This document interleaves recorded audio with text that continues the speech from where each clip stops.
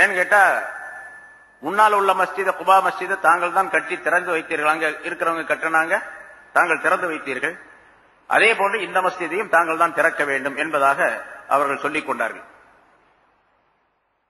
இப்ப ரசூலுல்லாஹி ஸல்லல்லாஹு அலைஹி வஸல்லம் அவர்கள் அந்த நேரத்தில், இவர்கள் சொல்லக்கூடிய அந்த நேரத்தில் தபூக்குக்கு புறப்பட்டுக் கொண்டு இருக்கின்றார்கள். தயார் நிலையில் புறப்பட ஆயத்தமாக இருக்கின்றார்கள். அதனால ரசூலுல்லாஹி ஸல்லல்லாஹு அலைஹி வஸல்லம் அவர்கள் சொன்னார்கள், இப்ப நான் போருக்கு போயிட்டு இருக்கிறேன். போருக்கு போயிட்டு திரும்ப வந்த உடனே உங்களுடைய கோரிக்கையை நிறைவேற்றி வைக்கின்றேன். நீங்க கூப்பிட்ட மாதிரி வந்து அந்த மஸ்ஜிதான் தொழு. பொதுவாக இந்த சஹாபாக்களுடைய பழக்கமாகவும் இருந்தது. எங்கேயாவது தூரமாக இருக்கக்கூடிய ஒரு வீட்டில, ஒரு பகுதியில தொழுகை ஆரம்பிக்கப்பட வேண்டும் என்று இருந்தால் அந்த சஹாபாக்கள் ரசூலுல்லாஹி ஸல்லல்லாஹு அலைஹி வஸல்லம் அவர்கிட்ட வருவாங்க. யார சொல்லலாம், தாங்க எங்க இடத்துக்கு வரணும், நாங்க அந்த என்னுடைய வீட்டில் இந்த இடத்துல தொழலாம் என்பதாக நினைத்துக் கொண்டிருக்கின்றோம், தொழுகையுடைய இடமாக முசல்லாவாக ஆக்கி கொள்ளலாம் என்று நினைக்கின்றோம், தாங்க வந்து அந்த இடத்தை காட்டி ஆரம்பிச்சு வச்சுட்டீங்கன்னா அப்புறம் நாங்க தொழுதுக்கிறோம் அப்படின்னு சொல்லுவாங்க. ரசூலுல்லாஹி ஸல்லல்லாஹு அலைஹி வஸல்லம் போவாங்க, தொழுவாங்க, பரக்கத்துக்காக சில துஆக்கள் செய்வார்கள், அப்புறம் வந்துருவாங்க. அந்த இடத்துல தொழுகை நடந்து கொண்டு இருக்கும். வீட்டிலையும் சரி, வெளியிலும் சரி, எல்லா இடங்களிலும் போய் பழக்கம். அந்த அடிப்படையில் தான் ஒரு புதிய மஸ்ஜித் கட்டப்பட்டால் யார் முத்தகீன்களில் உள்ளவர்களாக இருக்கின்றார்களோ, நல்லடியார்களாக அல்லாஹ்வுடைய பக்தி உள்ளவர்களாக இருக்கின்றார்களோ அவர்களை கூப்பிட்டு முதல்ல அந்த இடத்துல தொழுங்க, தொழுது துஆ செய்யுங்க, பிறகு நாங்க தொழுகை ஆரம்பிச்சுக்கிறோம் அப்படின்னு சொல்றோம். அதுதான் இப்ப எப்படி ஆகி போச்சுன்னு கேட்டா, மஸ்ஜித் திறப்பு விடா அப்படின்னு சொல்லிட்டு முதல்ல பொம்பளைகள்லாம் உள்ள விட்டு போகக்கூடாதவங்கெல்லாம் அவங்கெல்லாம் கராபாக்கின பின்னால மறுநாள் காலையில் ஆம்பளைங்கெல்லாம் கூப்பிட்டு, ஆம்பளைங்கள்ல முதலிடம் வைக்கக்கூடியவர் அரசியல்வாதிகள், அவங்க காபீர் அல்லவா அப்படிங்கிறது அவங்கெல்லாம் உட்கார்ந்து இருப்பாங்க. அவங்க தான் துஆ செய்வாங்க பள்ளிவாசலுக்கு. இந்த மஸ்ஜிதை கட்டின இன்ஜினியர் இருக்கார் பாருங்க, அவருக்கு தங்க மெடல் கொடுக்கணும், ஒரு தங்க மெடல் கொடுப்பாங்க அவருக்கு. ஹராமான ஆம்பளைங்க போட்டுக் கொள்வதற்கு ஹராமான ஒரு தங்க மெடல் இன்ஜினியருக்கு கொடுக்கப்படும். யார் கட்டினாரோ அவருக்கு. எல்லா விஷயம் நடக்குது. மற்றவங்களுக்கெல்லாம் சால்வைகள்லாம் போர்த்துவாங்க. நிறைய சால்வை நான் வாங்கிட்டு வந்திருக்கிறேன் போய் அந்த மாதிரி மஸ்ஜிதுகள்ல. அப்புறம் கடைசியில பாத்தீங்கன்னு சொன்னா தஞ்சாவூர் ஜில்லாலாம் ஒரு 10,000-20,000 பேர் உட்கார்ந்து இருப்பாங்க. நீட்டமா தெரு இருந்துச்சுன்னா இந்த தெருவில் அந்த தெருவில் நிறைய உட்கார்ந்து இருப்பாங்க. அங்க பிரியாணி பொட்டலங்கள் முதல்ல தயாராயிருக்கும். எவ்வளவுன்னு கேட்டா 15,000 பொட்டலம், 20,000 பொட்டலம் தயாராயிருக்கும். சரி, காலையில 10 மணி 11 மணிக்கு ஆரம்பிப்பாங்க. 1:30 மணி 2 மணிக்கு ஜும்மா நடக்கும். இப்ப ஜும்மா தொழுகை நடப்போகுது. நீங்க எல்லாம் ஒளி செஞ்சுட்டு எல்லாம் ரெடி ஆயிருங்க, அப்படி அப்படி ஸ்டெப்பை இப்படி உட்காந்துங்க, அப்படி உட்காந்துங்க, நல்ல டைரக்ஷன் எல்லாம் கொடுப்பாங்க. 10,000 பேரும் ஒளி செய்யறதுக்கு இடம் இருக்காது, தண்ணியும் இருக்காது, தண்ணி இருக்காது, இடமும் இருக்காது. அதனால யார் ஒலுவோட இருக்காங்களோ அவங்க தொழுதுக்காங்க, ஒலுவுடன். ஒலு இல்லாதவங்க ஒலு இல்லாம தொழுதுக்காங்க. யாரும் ஒலுவோட தொழுகிறதா கிடையாது. இப்ப போய் யாருங்க ஒளி செஞ்சுட்டு வருது? நான் போய் ஒளி செஞ்சுட்டு வர்றதுக்குள்ள அசிராயிடும். அதுக்குள்ள எங்க யாரும் ஒளிச்சேரு இப்படித்தோ எல்லாம் மன்னிச்சுக்குவான், தொழுதுட்டு போகுங்க அப்படின்னு சொல்லிட்டு சொல்றவங்க எல்லாம் உண்டு. மஸ்ஜிது ஒரு இடத்துல ஏற்படுத்தப்பட்டால் நல்ல மனிதரை கொண்டு போய், அல்லாஹ்வுடைய பக்தி உள்ள ஒரு மனிதரை அழைத்து கொண்டு போய் அவரை தொழச் சொல்லி, தொழ வைக்க சொல்லி, துஆ செய்ய சொல்லி அந்த பரக்கத்தை பெற்றுக்கொள்ள வேண்டும் என்பதுதான் சட்டம். ரசூலுல்லாஹி ஸல்லல்லாஹு அலைஹி வஸல்லம் செஞ்சிருக்காங்க பல இடங்கள். அது எப்படி ஆயிடுச்சுன்னா ஒரு சடங்காக ஆக்கப்பட்டு கடைசியில அது ஹராபாக போச்சு. எல்லாமே வீண் வேடிக்கையாக விளையாட்டாக பூரா. மஸ்ஜித் திறப்புடான்னு சொன்னா முதல்ல வர்றது அந்த இதுதான், பூதம், அதாவது கேமரா, அது என்னது, வீடியோ பூதம் முதல்ல வந்து நிற்கும். அதுக்கு பிறகு மக்கள்லாம் வருவாங்க. அதுக்காக வேண்டிய ஏற்பாடு. இங்க ரசூலுல்லாஹி ஸல்லல்லாஹு அலைஹி வஸல்லம் செய்து காட்டியது ஒரு சுன்னத்தான நடைமுறை. ஒரு நல்லடியார், நல்ல மனிதருடைய துஆ ஏற்பட வேண்டும், அவருடைய பரக்கத்து கிடைக்க வேண்டும் என்பதற்காக வேண்டி செய்யப்பட்ட விஷயம். ஸல்லல்லாஹு அலைஹி வஸல்லம் அவர்கள், ஒரு சஹாபி நோய்வாய்ப்பட்டிருந்தார், வியாதியா இருக்கிறார். அவரை பார்ப்பதற்காக ரசூலுல்லாஹி ஸல்லல்லாஹு அலைஹி வஸல்லம் போனாங்க. போனா ரொம்ப உடம்பு சரியில்லை, ரொம்ப இதா இருக்கார். ரசூலுல்லாஹி ஸல்லல்லாஹு அலைஹி வஸல்லம் ஒலு செய்தார்கள்.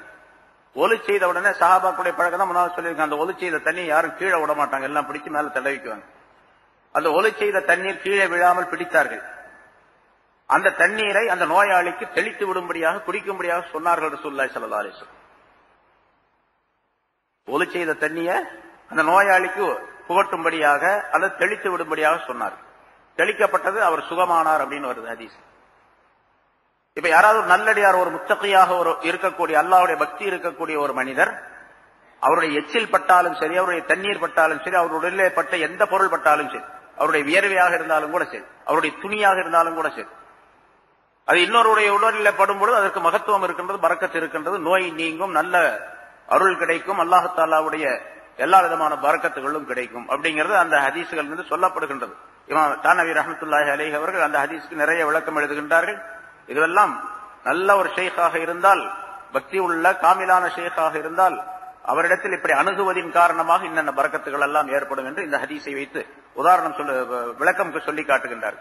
சரி, இங்கே அந்த ரசூலுல்லாஹி ஸல்லல்லாஹு அலைஹி வஸல்லம் நான் வர்றேன், போயிட்டு வர்றேன், போருக்கு போன பின்னால போயிட்டு வந்த பின்னால நான் வர்றேன் அப்படின்னு சொல்லிட்டு போயிட்டாங்க. இப்ப அது வரைக்கும் காத்திருந்தாங்க இந்த மனிதர்கள். இதுக்கடையில பல்வேறு நிகழ்ச்சிகள், முன்னால் உள்ள ஆயத்துக்களை விளக்கம் சொல்லப்பட்டது எல்லாம். ரசூலுல்லாஹி ஸல்லல்லாஹு அலைஹி வஸல்லம் தபூக்கு போயிட்டு வர்றாங்க. வந்தபோது மதீனாவுக்கு வந்து சேருவதற்கு ஒரு நாள் அல்லது ஒரு நாளை விட குறைவான ஒரு காலகட்டம். அந்த நேரத்தில் ஒரு நாளைக்கு முன்னால் இன்னொரு நாள், அடுத்த நாள் வந்து மதீனாவுக்கு வந்து சேர்ந்துருவாங்க. அந்த மாதிரி நேரத்தில் ஹஜ்ரத் ஜிப்ரீல் அலைஹிஸ்ஸலாம் அவர்கள் வந்தார்கள். வந்து சொன்னார்கள், இந்த மாதிரி ஒரு மஸ்ஜித் கட்டப்பட்டு இருக்கின்றது, அந்த மஸ்ஜித் மஸ்ஜிதுல் லிரார், இடையூறு செய்யக்கூடிய மஸ்ஜித் அப்படின்னு ஜிப்ரீல் அலைஹிஸ்ஸலாம் அவர்கள் அல்லாஹ் சொன்னதாக இப்படி ஒரு மஸ்ஜித் கட்டப்பட்டு இருக்கின்றது. அந்த மஸ்ஜித் நீங்கள் தொழு வைப்பதற்கு தகுதியானதல்ல, அங்க போய் தொழ வைக்க கூடாது. நீங்க அது மட்டுமல்ல, அந்த மஸ்ஜிதை நீங்கள் இடித்து விடவும் வேண்டும், இடித்துவிட கட்டளையிட வேண்டும் என்பதாக ஜிப்ரீல் அலைஹிஸ்ஸலாம் அவர்கள் சொல்லி சென்றார். உடனே ரசூலுல்லாஹி ஸல்லல்லாஹு அலைஹி வஸல்லம் தங்களுடைய சஹாபாக்கள்ல ஒரு 2 பேரை கூப்பிட்டாங்க. அலி இப்னு அபி தல்ஹா என்று ஒருவர், இல்ல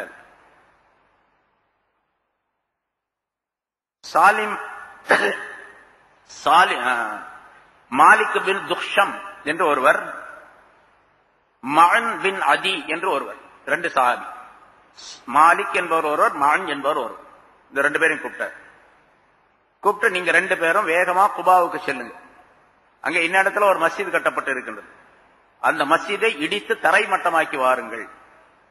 அது தரைமட்டமாக்கப்படுவது மட்டுமல்ல, அதை நீங்கள் நெருப்பிட்டு கரித்து விடவும் வேண்டும் என்பதாக ரசூலுல்லாஹி ஸல்லல்லாஹு அலைஹி வஸல்லம் சொன்னார். ஒரு மஸ்ஜித், கட்டப்பட்ட மஸ்ஜிதை இடித்து தரைமட்டமாக்கி நெருப்பு வைத்து கொளுத்தி அதை கரித்து விட வேண்டும் என்பதாக சொன்னார்.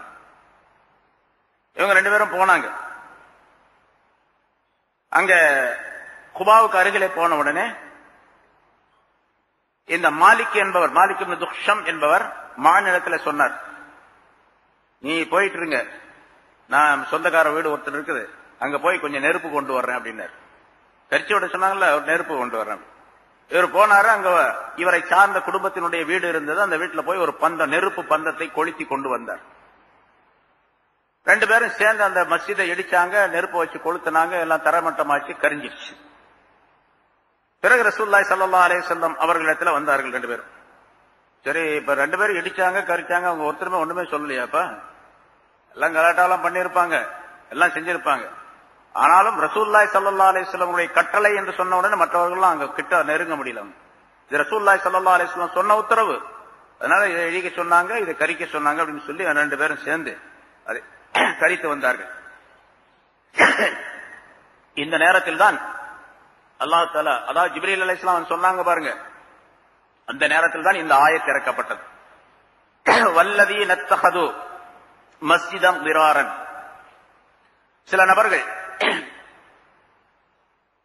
இடையூறுக்காக வேண்டி, இடையூறு செய்வதற்காக வேண்டியே ஒரு மஸ்ஜிதை கட்டினார்களே, அப்படிப்பட்டவர்கள். ஓ குஃப்ரன், அல்லாஹை நிராகரிப்பதற்காக வேண்டியே கட்டினார்கள். வ தஃப்ரீகம் பைனல் முஃமினீன், மூமின்களுக்கு மத்தியிலே பிரிவினையை உண்டாக்க வேண்டும் என்பதற்காக வேண்டிய மஸ்ஜிதை கட்டினாங்க. வ இர்சாதன் லிமன் ஹாரபல்லாஹ வ ரசூலஹு, அல்லாஹ்விடத்திலும் அல்லாஹ்வுடைய ரசூலிடத்திலும் மின் கபுல், இதற்கு முன்னதாகவே, இந்த கட்டடம் கட்டப்படுவதற்கு முன்னதாகவே அல்லாஹ்விடத்திலும் அவருடைய ரசூலிடத்திலும் போரிடுவதற்கு தயாரான அந்த மனிதனை எதிர்பார்த்து, அதுதான் ஆமிர், அபு ஆமிர் என்பவர். இர்சாதல் லிமன் ஹாரபல்லாஹ வ ரசூலஹு, அல்லாஹ்விடத்திலும் ரசூலிடத்திலும் போரிடுவதற்கு உரிய அந்த மனிதனை எதிர்பார்த்தவர்களாக அல்லது எதிர்பார்த்ததாக. அப்ப அந்த மனிதன் என்ன வந்து சேரலன்னு அர்த்தம். இதுல இந்த ஆயத்திரம் தெரியுது, அவன் என்ன வந்து சேரல. ஆனா அவன் மூலமாக இந்த ஆள்கள் வந்து போய் சொன்னாங்க, இந்த மாதிரி தாங்க திறப்பு விழா நடத்தணும்னு சொன்னாங்க. ஆனா பின்னால இந்த நிகழ்ச்சி நடந்தது. ரசூலுல்லாஹி ஸல்லல்லாஹு அலைஹி வஸல்லம் 2 பேர்த்த அனுப்பி அதை இடிக்க செஞ்சாங்க, கரிச்சாங்க. ஆனா அல்லாஹ் தஆலா இங்க 3 விதமான தீமைகளை குறிப்பிடுகின்றான். அந்த மஸ்ஜித் கட்டப்பட்டதனுடைய தீமையான நிலை. லிராரன், இடையூறு செய்வதற்காக வேண்டி, அடுத்தவருக்கு இடையூறு செய்ய வேண்டும். உண்மையிலேயே மஸ்ஜிது கட்டப்பட்டு அதுல எல்லாம் ஜனங்கள்லாம் தொழணும் அப்படிங்கறதுக்காண்டி கட்டலாமே. கட்ட நோக்கம் என்ன? முஸ்லிம்களுக்கு இடையூறு செய்யும். இப்ப சில பேர் கட்டுறாங்களே இல்லையா, அதுக்கு பேர் தௌஹீத் மஸ்ஜித் வச்சுக்கலாம். அதுக்கு தௌஹீதுக்கு எதிரானது அந்த மஸ்ஜித பேர் தௌஹீத் மஸ்ஜித் வச்சுக்கலாம். நம்ம இருக்கிற தௌஹீத் மஸ்ஜித், இந்த மஸ்ஜித் தௌஹீத் மஸ்ஜித். எந்தெந்த மஸ்ஜித் பழையதா இருக்கு அது பூரா தௌஹீதுடைய மஸ்ஜித். ஆனா நம்ம தௌஹீதுடைய மஸ்ஜித் பேர் சொல்றது இல்ல, பொதுவா மஸ்ஜித்னு சொல்றோம். அவன் புதுசா ஒரு மஸ்ஜிதை கட்டி அதுக்கு தௌஹீதுடைய மஸ்ஜித் வச்சு இங்க என்னென்ன 3 காரணங்கள் சொல்லப்பட்டிருக்கு அது பூரா அவன் செய்யணும். இப்ப இந்த மஸ்ஜித் எல்லாம் என்ன பண்ணணும்? இந்த சட்டப்படி பார்த்தா, இந்த ஆயத்தப்படி பார்த்தா, இஸ்லாமிய ஆட்சியாக இருந்தா இடிச்சு தள்ளணும். ஆனா அப்படி இருக்க கூடாது. அது ரசூலுல்லாஹி ஸல்லல்லாஹு அலைஹி வஸல்லம் அவர்களுக்கு சொன்ன உத்தரவு. இப்ப இருக்கிறதா தான் அதுக்கு சில நிபந்தனைகள் இருக்கின்றன. சரி, இங்க லிராரன், இடையூறு செய்வதற்காக வேண்டி, பாருங்க, இடையூறு செய்வதற்காண்டியே தான் கட்டுறான் தௌஹீத் மஸ்ஜித். அதே மாதிரி குஃப்ரன், நிராகரிப்புக்காக வேண்டி. இவன் வெளிப்படையாக நாங்க முஸ்லீம்னு சொல்லிக்கிறான், அவனும் அப்படித்தான் சொன்னான், முஸ்லீம் அப்படித்தான், நாங்க முஸ்லீம்கள் தான் அப்படின்னு சொன்னான். ஆனா உள்ள குஃபுர் நிறைந்து இருக்கின்றது, அல்லாஹ்வுக்கும் ரசூலுக்கும் மாற்றமான கருத்துக்கள் நிறைந்து இருக்கின்றன. அதே மாதிரி இப்பவும் இருக்குது. தஃப்ரீகன் பைனல் முஃமினீன், மூமின்களுக்கு மத்தியிலே பிரிவினை உண்டாக்குறது. பிரிவினை உண்டாக்குதான் 5-6 பேர் தொழுகிறான். ஒரு ஊர்ல பார்த்தேன், 2 பேர் தான் தொழுகிறான், இமாமும் பின்னால் நிற்கிறான். இமாமுக்கும் தொப்பி இல்ல, அவனுக்கும் தொப்பி இல்ல, 2 பேரும் தொழுகிறாங்க. 2 பேர் தொழுகிறதுக்கு அவர் தொழு வைக்கிறாரு, இவர் தொழுகிறாரு. தொழுகிறதுக்கு பெரிய மைக்க கொண்டு வந்து வச்சு அந்த இருக்கக்கூடிய அந்த மஸ்ஜிதுக்கு இடையூறு செய்வதற்காண்டி இவன் அவங்க தொழுகிற நேரத்திலேயே இவனும் தொழுகையை ஆரம்பிச்சு பெரிய சத்தம் போட்டு அந்த ஸ்பீக்கர் வால்யூம் கூட வச்சு இங்க தொழுகிறவங்களுக்கெல்லாம் இடையூறா இருக்கு. அவர் கிராத் ஓதுறாரு, அழகா ரொம்ப நீட்டி ஓதுவார். இங்க இருக்கிறவங்களுக்கெல்லாம் இடைஞ்சலா இருக்கு, தொழுகிறவங்களுக்கெல்லாம். இருக்கிற 2 பேருக்கு ஒரு பெரிய மைக்க வச்சு ஸ்பீக்கரை வச்சு அதை வச்சு இதை வச்சு எந்த நேரத்தில எல்லாம் பாரம்பரியமாக இருக்கக்கூடிய மஸ்ஜிதுல பயான் நடக்குதோ, விவரங்கள் சொல்றாங்களோ, ஜும்மா நடக்குதோ, அந்த நேரத்துல உடனடியாக அங்க ஏற்பாடு பண்ணுவோம். இதை நம்ம இந்த நாட்டில் நம்ம பாக்குறோம். மஸ்ஜிதுல எப்ப பாங்கு சொல்றாங்க அந்த நேரத்துல கோயில்ல பாட்டு போடுவோம். நம்ம மஸ்ஜித் பக்கத்துல பாக்குறோம். இங்க எப்ப தொழுகிறாங்களோ அங்க வேகமா சத்தம் போட்டு பாட்டு திருப்பி வைப்பான் எல்லாத்தையும். இதுக்கு நேரா இருக்கணுங்கிறதுக்காண்டி அந்த குழாயை வேண்டி திருப்பி வைப்பான் ஸ்பீக்கரை வேற. இது பூரா அவனும் செய்யறான். அப்ப அவனுக்கு என்ன வித்தியாசம்? 3 காரணம் இங்க. லிராரன், இடையூறு செய்வதற்காக வேண்டி. குஃப்ரன், குஃபுருக்காக வேண்டி. தஃப்ரீகன் பைனல் முஃமினீன், மூமின்களுக்கு மத்தியிலே பிரிவினை உண்டாக்குவதற்காக வேண்டி ஒரு மஸ்ஜிதை கட்டினார்களே அத்தகையவர்கள். இன்னொரு காரணத்தை சேர்த்து சொன்னான். அவன் அந்த காரணம் அவன்கிட்ட இருந்தது. வை ரிசாதல் லிமன் ஹாரபல்லாஹு ரசூலஹு மின் கபல், இந்த கட்டணம் கட்டுவதற்கு முன்னாலே அல்லாஹ்விடத்தில் ரசூலிடத்தில் போரிடுவதற்காக வேண்டி தயாராக நிலையில் இருந்தானே, எதிர்பார்த்திருந்தானே, அவனுக்காக வேண்டி என்று சொன்னான். இது ரசூலுல்லாஹி ஸல்லல்லாஹு அலைஹி வஸல்லம் இடத்துல போய் பேசினா அந்த சொன்னானா இல்லையா? ஒரு துஆ செஞ்சா அந்த துஆவுக்கு ரசூலுல்லாஹி ஸல்லல்லாஹு அலைஹி வஸல்லம் ஆமீன் சொன்னாங்க அப்படின்னு சொன்னவா இல்லையா? இதுக்கு முன்னாலேயே ரசூலுல்லாஹி ஸல்லல்லாஹு அலைஹி வஸல்லம் அவரிடத்துல போர் செஞ்சிருக்கிறான். சொற்போர், வாழ் போர் அல்ல, சொற்போர் செஞ்சிருக்கிறான். அதனால அல்லாஹ் தஆலா இங்கே சொல்லுகின்றான் என்பதாக குறிப்பிடப்பட்டிருக்கிறது. இந்த சம்பவத்திற்கு பின்னால அங்க அந்த மஸ்ஜித் இடிக்கப்பட்டது, தரைமட்டமாக்கப்பட்டது. பிறகு ரசூலுல்லாஹி ஸல்லல்லாஹு அலைஹி வஸல்லம் அவர்கள் மதீனாவுக்கு வந்தாங்க. வந்த பின்னால அந்த இடத்துல எந்த மஸ்ஜித் கட்டப்பட்டதோ அந்த இடத்துல, அந்த மஸ்ஜித் லிரார் என்ற அந்த முனாஃபிகீன் கட்டண அந்த மஸ்ஜிதுடைய இடத்துல ஒரு சஹாபியை கூப்பிட்டு, உங்களுக்கு அந்த இடத்துல நீங்க ஒரு வீடு கட்டி கொள்ளுங்கள் அப்படின்னு சொன்னாங்க. நீங்க அந்த இடத்துல ஒரு வீடு கட்டி இருந்து குடியிருங்க அப்படின்னு சொன்னாங்க. அவர் சொன்னாரு, யார சொல்லலாம், அல்லாஹ் குர்ஆன்ல அந்த வீட்டை பத்தி, அந்த இடத்தை பத்தி இப்படி சொல்லி இருக்கிறான். அதாவது மஸ்ஜித் லிரார், துன்பம் தருவதற்காக வேண்டி உள்ள கட்டப்பட்ட மஸ்ஜித் அப்படின்னு சொல்லி அல்லாஹ் சொல்றான். அல்லாஹ் சொன்ன அந்த இடத்துல, அல்லாஹ் தஆலா வெறுப்படைந்த அந்த இடத்துல தாங்கள் உத்தரவிட்டு அதை இடித்து தரைமட்டமாக்கி கொளுத்தியும் விட்டீர்கள் நெருப்பிட்டு, அப்படிப்பட்ட இடத்துல நான் வீடு கட்டுறதுக்கு விரும்பல அப்படின்ட்டாரு. அந்த இடத்துல போய் நான் வீடு கட்டி குடியிருக்க விரும்பவில்லை சொல்லிட்டு அவர் சொன்னார், வலாக்கின் அஅதிஹி சாபித் இப்னு அக்ரம். சாபித் இப்னு அக்ரம் என்று ஒரு சஹாபி இருக்கிறார், உங்களுக்கு தெரியும். ஃபஇன்னஹு லா மன்சில லஹு, அவருக்கு வீடு இல்லை, அவர் வீடு இல்லாம இருந்துட்டு இருக்கார். அவருக்கு தாங்க கொடுத்தீங்கன்னா நல்லா இருக்கு, எனக்கு ஒரு வீடு இருக்கு, அதனால எனக்கு தேவையில்லை அப்படின்ட்டு. சரி, ரசூலுல்லாஹி ஸல்லல்லாஹு அலைஹி வஸல்லம் சாபித் அப்படிங்கிறவரை கூப்பிட்டு அந்த இடத்துல நீ வீடு கட்டிக்க அப்படின்னு சொல்லி சொன்னாங்க. அவர் வீடு கட்டினார். சரி இடம் கிடைச்சிச்சு அப்படின்னு சொல்லி வீடு கட்டிக்கிட்டார். ஆனா வீடு கட்டின பிறகு அந்த சந்ததியில அங்க யார் இருந்தாங்களோ அவர் இருக்கிற வரைக்கும் அதுக்கு பின்னால் அவருடைய குழந்தைகள், அவருக்கு பின்னால் அவங்களுடைய குழந்தைகள், யாருக்குமே குழந்தை பிறக்கவே இல்லை. குழந்தை பிறக்கவில்லை என்பது மட்டுமல்ல, அந்த காலத்துல அரபியர்கள் ஆடு மாடு தான் அவங்களுடைய சொந்த, அது சிறப்பான சொத்து. ஒட்டகம், ஆடு, மாடு இதெல்லாம் வச்சிருப்பாங்க. எந்த ஆட்டு மாட்டுக்கும் குழந்தை பிறக்கவே இல்லை, அதாவது குட்டி போடவே இல்லை. இந்த ஆடு மாடு மட்டுமல்ல, கோழி வளர்த்துக்கிட்டு இருந்தாங்களாம், எந்த கோழியும் குஞ்சு பொரிக்கவே இல்லை என்பதாக அந்த இடத்தை பற்றி ஒரு சம்பவம் சொல்லப்பட்டிருக்கின்றது. ஆக அந்த இடம் அல்லாஹ்வினால் ரசூலினால் சபிக்கப்பட்ட இடமாக ஆக்கப்பட்டு விட்டது. இப்ப பாருங்க, நல்ல இடமா தான் இருந்துச்சு. முனாஃபிகீன்கள் இப்படி செஞ்சு ஒரு மஸ்ஜிதை கட்டி 3 காரணம் சொல்லப்பட்ட 3 காரணம் இதுக்காக வேண்டிய அந்த மஸ்ஜிதை கட்டினதுனால அந்த இடமே சாபத்திற்குரியதாக ஆக்கப்பட்டு விட்டது. சரி, அந்த மஸ்ஜிது கட்டப்பட்ட பின்னால ரசூலுல்லாஹி ஸல்லல்லாஹு அலைஹி வஸல்லம் தபூக்கு போருக்கு போனாங்க. அதுக்கு பின்னால வந்தாங்க. கிட்டத்தட்ட 1 மாசம் வச்சுங்களேன், 1 மாசத்துக்கு மேல ஆயிடுச்சு அது கட்டி. இப்ப கட்டண பின்னால அதுல ஒருத்தர் தொழு வச்சுட்டு இருந்தார். மஜ்மா பின் ஹாரிசா என்று அவர் பேர். அவர் தொழு வச்சுட்டு இருந்தார். இந்த மஸ்ஜிதை இடிச்ச பின்னால அவருக்கு பயம் வந்துருச்சு. சரி, அவர் அதை விட்டு ஒதுங்கிட்டார். பிறகு ஹஜ்ரத் உமர் ரலியல்லாஹு தஆலாவுடைய ஆட்சி காலத்துல அசல் குபா மஸ்ஜித் இருக்குல்ல, இப்ப மஸ்ஜித் இருக்கா இல்லையா, ரசூலுல்லாஹி ஸல்லல்லாஹு அலைஹி வஸல்லம் கட்டின மஸ்ஜித். அந்த மஸ்ஜிதை பத்தி அடுத்து அல்லாஹ் தஆலா சொல்றான். அந்த மஸ்ஜிதுக்கு ஒரு இமாம் தேவை அப்படின்னு சொல்லிட்டு கலீஃபாட்ட சொன்னாங்க. உமர் ரலியல்லாஹு தஆலா அவங்க சொல்லிட்டு சொன்னாங்க, இந்த மஜ்மா பின் ஹாரிசா இருக்கார், நல்லா கிராத் ஓதுவார், அழகா இருக்கு, குர்ஆன் நல்லா தெரிஞ்சவர், ஹாஃபிஸ், அவரு நல்லா கிராத் ஓதுவாரு, அவரை நாங்க இமாமாக நியமிக்கலாம்னு இருக்கிறோம், தாங்க உத்தரவு கொடுத்தீங்கன்னு நியமிச்சுக்கலாம். ஏன்னா இவர் தான் ஹலீஃபா, பிரசிடென்ட், அதாவது ஜனாதிபதி, அதனால அவங்க உத்தரவு கொடுத்தா நியமிச்சுக்கிறோம் அப்படின்னு சொல்லி சொன்னாங்க. ஹஜ்ரத் உமர் ரலியல்லாஹு தஆலா அவர்கள் சொன்னாங்க, அவரையும் கூட்டு வந்திருக்கிறாங்க, அந்த மஜ்மா என்பவரையும் கூட்டு வந்திருக்கிறாங்க. இவர் முதல்ல அந்த மஸ்ஜித் லிரார்ல இமாமா இருந்தார் இவரு அப்படின்னு கேட்டாங்க. அப்ப மஜ்மா சொன்னாரு, இருந்தார்ல அப்படின்னு கேட்கறவருடைய கேள்வியிலேயே என்னாச்சு, அவர் பயந்து போய், ஆஹா நமக்கு வேலை கிடைக்காது போல் இருக்க.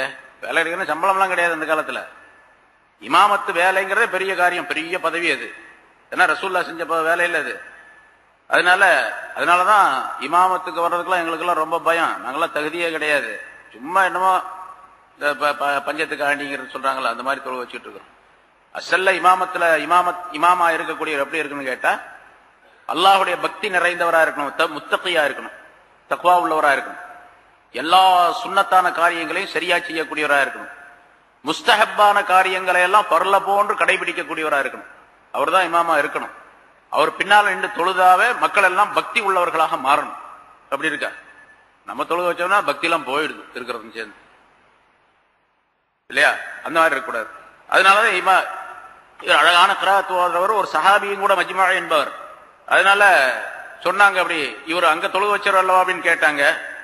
அவர் சொன்னாரு, யா அமீர் அல் முஃமினீன் லா தாஜல் அலைய, அமீர் அல் முஃமினீன் அவர்களே அவசரப்படாதீங்க, வல்லாஹி லகத் ஸல்லைத்து வ இன்னி லா அலுமரு அலைஹி. அவங்க உள்ள விஷயத்தை மறைச்சு வச்சுட்டு என்ன தொழ வைக்க சொன்னாங்க, இமாமா இருந்து நான் தொழ வச்சேன், அவ்வளவுதான். அவங்க என்ன நோக்கம் அவங்களுக்கு உள்ள அப்படி இருக்குது அப்படின்னு எனக்கு தெரியல, அதனால தொழ வச்சேன். உண்மையிலேயே வலோ அலிம்துமா சல்லைத்து, எனக்கு தெரிஞ்சிருந்துச்சுன்னா நான் தொழ வைக்க மாட்டேன், தொழ வச்சிருக்க மாட்டேன், அவங்களுக்கு தெரியல அப்படின்னு சொல்லி தன்னுடைய காரணத்தை சொன்னார். ரசூலுல்லாஹ் ஹஜ்ரத் உமர் ரலியல்லாஹு தஆலா அந்த காரணத்தை ஏற்றுக்கொண்டு அவரை மஸ்ஜித் குபாவுக்கு இமாமாக நியமித்தார்கள் என்பதாக மற்றொரு சம்பவம் சொல்லப்பட்டிருக்கிறது. அந்த மஸ்ஜிதுல் திரார் அப்படிங்கறதுல முதல்ல இமாமா இருந்தாரு, மனப்பூர்வமாக விருப்பத்தோடு அவர் இமாமாக இருந்தா அவர் வேற எங்கேயும் இமாமத்தை செய்யக்கூடாது. ஆனா எவ்வளவு நாளா இமாமா இருந்திருப்பாரு, 1 மாசம் தான் அதிகபட்சமா இருந்தா, 1 மாசம் இருந்திருப்பாரு. 1 மாசத்துக்குள்ளே அது இடிக்கப்பட்டு விட்டது. அப்போ அல்லாஹுக்கு எதிராக இருக்கக்கூடிய ஒரு இடத்துல வேலை பார்த்த ஒருவர் அவர் அதை விட்டுட்டு வந்துட்டாரு. நல்ல இடத்துல நான் அந்த இடத்துல இருந்தேன், அதனால நீங்க வேலை கொடுங்க, அங்க எனக்கு வேலை இல்லாம போச்சு அப்படின்னு சொன்னா அவர் கொடுக்க கூடாதுன்னு தெரியும். அதாவது ஒரு கெட்ட மனிதனுடைய சகவாசத்தில் இருந்து விட்டு வந்தால் அந்த கெட்ட பண்பு அவனிடத்தில் கொஞ்சமாவது ஒட்டி கொண்டு இருக்கும் என்பதை இங்கே குறிப்பிடுகின்றார். ஹஜ்ரத் Umar ibn Abdul Azeez, second Umar என்பதாக அவருடைய நீதியை பற்றி சொல்லப்படும். அப்படிப்பட்ட அப்பாசியா கலீஃபாக்கள்ல உமையாவுடைய கலீஃபாக்கள்ல மிகச்சிறந்த மேதை அப்படின்னு தாபியீன்களிலே மிகச்சிறந்தவர் ஹஜ்ரத் அப்துல்லா உமர் இப்னு அப்துல் அசீஸ் ரஹ்மத்துல்லாஹி அலைஹி அவர்கள். அவங்களுக்கு ஒரு காத்திப் தேவைப்பட்டது. அதாவது ஒரு எழுத்தாளர் ஒருவர் கணக்கு வழக்குகளை பதிவு செய்வதற்காண்டி ஒரு நல்ல மனிதர் தேவைப்பட்டது. ஒரு முஸ்லிமான ஒரு மனிதர், நல்ல அறிவாளி, நல்ல சிந்தனை உள்ளவர், நல்ல எழுத்தாளர், நல்ல கணக்கு வழக்கெல்லாம் நல்லா பார்ப்பாரு, திறமையான ஆள். அவரை கூட்டு வந்து இவர் நல்ல திறமையான ஆள், உங்களுடைய வேலைக்கு பொருத்தமான ஆளு, உங்க எல்லா வேலையும் செய்வார். நம்ம உருதுல சொல்லுவாங்க முன்ஷின்னு சொல்லுவாங்களா இல்லையா, அது மாதிரி முன்ஷி அவரை கொண்டு வந்து நிறுத்தினாங்க. இவர் நல்ல ஆள், நீங்க வச்சுக்கலாம் அப்படின்னு சொல்லிட்டு சிபாரிசு பண்ணாங்க. உமர் இப்னு அப்துல் அசீஸ் ரஹ்மத்துல்லாஹி அலைஹி அவர்கள் அந்த மனிதரிடத்தில், அந்த வாலிபரிடத்தில் கேட்டார், நீ இதுக்கு முன்ன எங்க வேலை செஞ்ச அப்படின்னு சொல்லிட்டு. அவர் சொன்னாரு, நான் வந்து ஹஜ்ஜாஜ் பின் யூசுப் இடத்துல வேலை செஞ்சேன் அப்படின்னு. ஹஜ்ஜாஜ் பின் யூசுப் உமையா கலீஃபாக்கள்ல முதல் கலீஃபாவாக இருந்த மன்சூர், அதுக்கு அடுத்தவர் மாலிக். அவருடைய ஆட்சியில இந்த ஹஜ்ஜாஜ் பின் யூசுப் மந்திரியாக இருந்தான். அதாவது ஒரு மாகாணத்துக்கு கவர்னராக நியமிக்கப்பட்டிருந்தார். ஆனா வரலாற்றிலே மிகப்பெரிய கொடுங்கோலனாக சித்தரிக்கப்படுகின்றார் அவர். ஏன்னா அவருடைய ஆட்சியில சஹாபாக்கள், உலமாக்கள், தாபியீன்கள்ல மிகப்பெரிய ஆலிம்களை எல்லாம் நிறைய கொலை செய்திருக்கின்றார். அவருடைய ஆட்சியை ஏற்றுக்கொள்ளாவிட்டால் கொலை நடந்துடும், உடனடியாக ஆளை காலி பண்ணிடுவார். அந்த மாதிரி ஹஜ்ஜாஜ் இப்னு யூசுப் அவருடைய குறுகிய கால ஆட்சியில, இதுக்கு அவர் அரசர் அல்ல, அரசர் இவரை கவர்னராக ஒரு மாநிலத்துக்கு நியமித்திருக்கிறார். என்ன, அந்த மாநிலத்தில் நியமிக்கப்பட்ட அந்த காலத்துல, இவர் ஆட்சி காலத்துல, இவர் இருந்த அந்த பீரியட்ல 1,24,000 ஆலிம்களை கொலை செய்திருக்கார். அவ்வளவு கொடுங்கோன்மையான ஒரு ஆளு ஹஜ்ஜாஜ் இப்னு யூசுப். ஏராளமான சம்பவங்களும் அந்த ஆளை பத்தி சொல்லப்பட்டிருக்கின்றது. ஆனா பெரிய அறிவாளி, மிகப்பெரிய ஞானம் படைத்தவன்.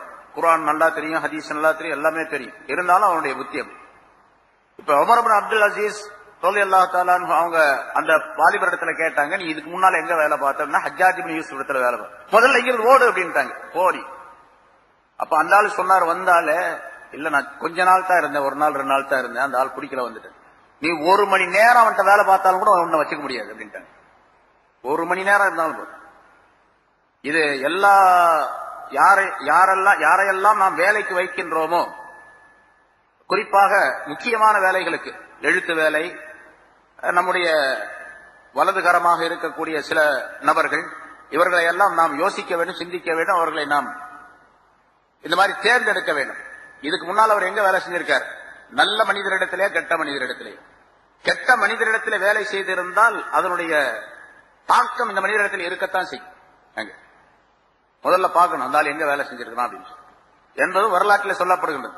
அதனால இங்க பாருங்க, உமர் ரலியல்லாஹு தஆலா கேட்கிறாங்க, நீ இதுக்கு முதல்ல மஸ்ஜிதுல் இமாமா இருந்தால அப்படின்னு கேட்டாங்க. அவர் பயந்து போய், நான் கொஞ்ச நாள் தான் இருந்தேன், எனக்கு தெரியாது அப்படின்ட்டார். கொஞ்ச நாள் இருந்தேன், எனக்கு தெரியாதானே.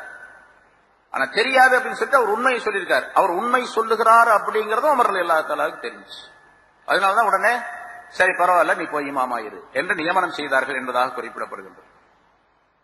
இந்த இடத்துல உலமாக்கள் சில கருத்துக்களை குறிப்பிடுகின்றார்கள். இமாம்கள் நமக்கு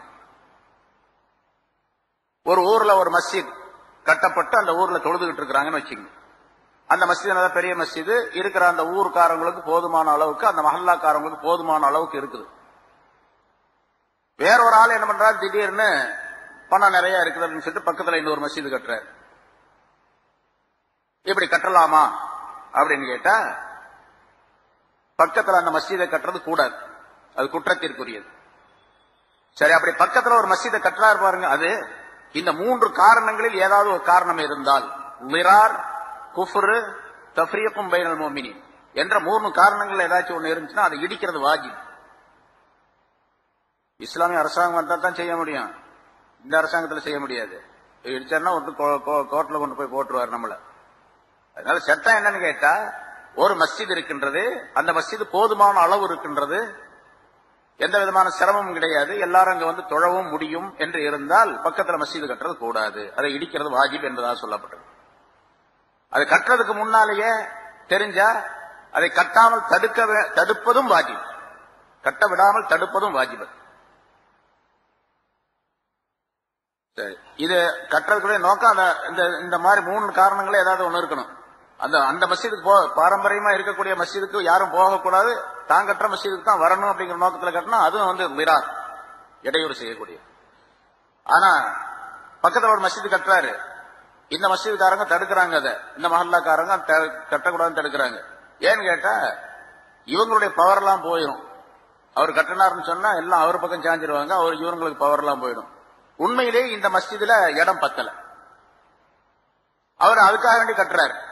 இடம் பத்தல அப்படிங்கறதுக்காக வேண்டி கொஞ்சம் இன்னொரு மஸ்ஜித் இருந்தா ஜனங்கள்லாம் வந்து தொழுவதுக்கு நல்லா இருக்குமே, ஜும்மாவில் பாத்தீங்கன்னா ரொம்ப கஷ்டமா இருக்குது, அதனால இன்னொரு மஸ்ஜிதை கட்டினா ஜும்மாவுக்கு பாதி அங்க போயிடும் பாதி இங்க வருமே அப்படிங்கறதுக்காண்டி கட்டுறாருன்னு வச்சுங்க. இப்ப கூடும். ஆக இருக்கக்கூடிய அந்த மஸ்ஜித் இடம் போதவில்லை என்று சொன்னால் அடுத்த மஸ்ஜித் கட்டலாம். அது அல்லாஹுக்காக வேண்டி நல்ல நோக்கத்திற்காக வேண்டி இருக்கணும். ஏன்னா ரசூலுல்லாஹி ஸல்லல்லாஹு அலைஹி வஸல்லம் அவர்கள் மன் பனா லில்லாஹி, எவர் ஒருவர் அல்லாஹுக்காக வேண்டி ஒரு மஸ்ஜிதை கட்டுகிறாரோ அப்படின்னு தான் சொன்னாங்க.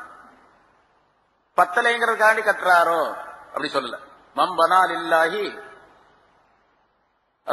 அல்லாஹுக்காக வேண்டி கட்டினார் அப்படிங்கிற இடத்துல அல்லாஹுக்காக வேண்டி அப்படிங்கிறது இல்லாம உலகத்தினுடைய வேறு ஏதேனும் ஒரு நோக்கத்திற்காக வேண்டி ஒரு மனிதன் ஒரு மஸ்ஜிதை கட்டுகின்றார் என்று சொன்னால் அது தப்பு.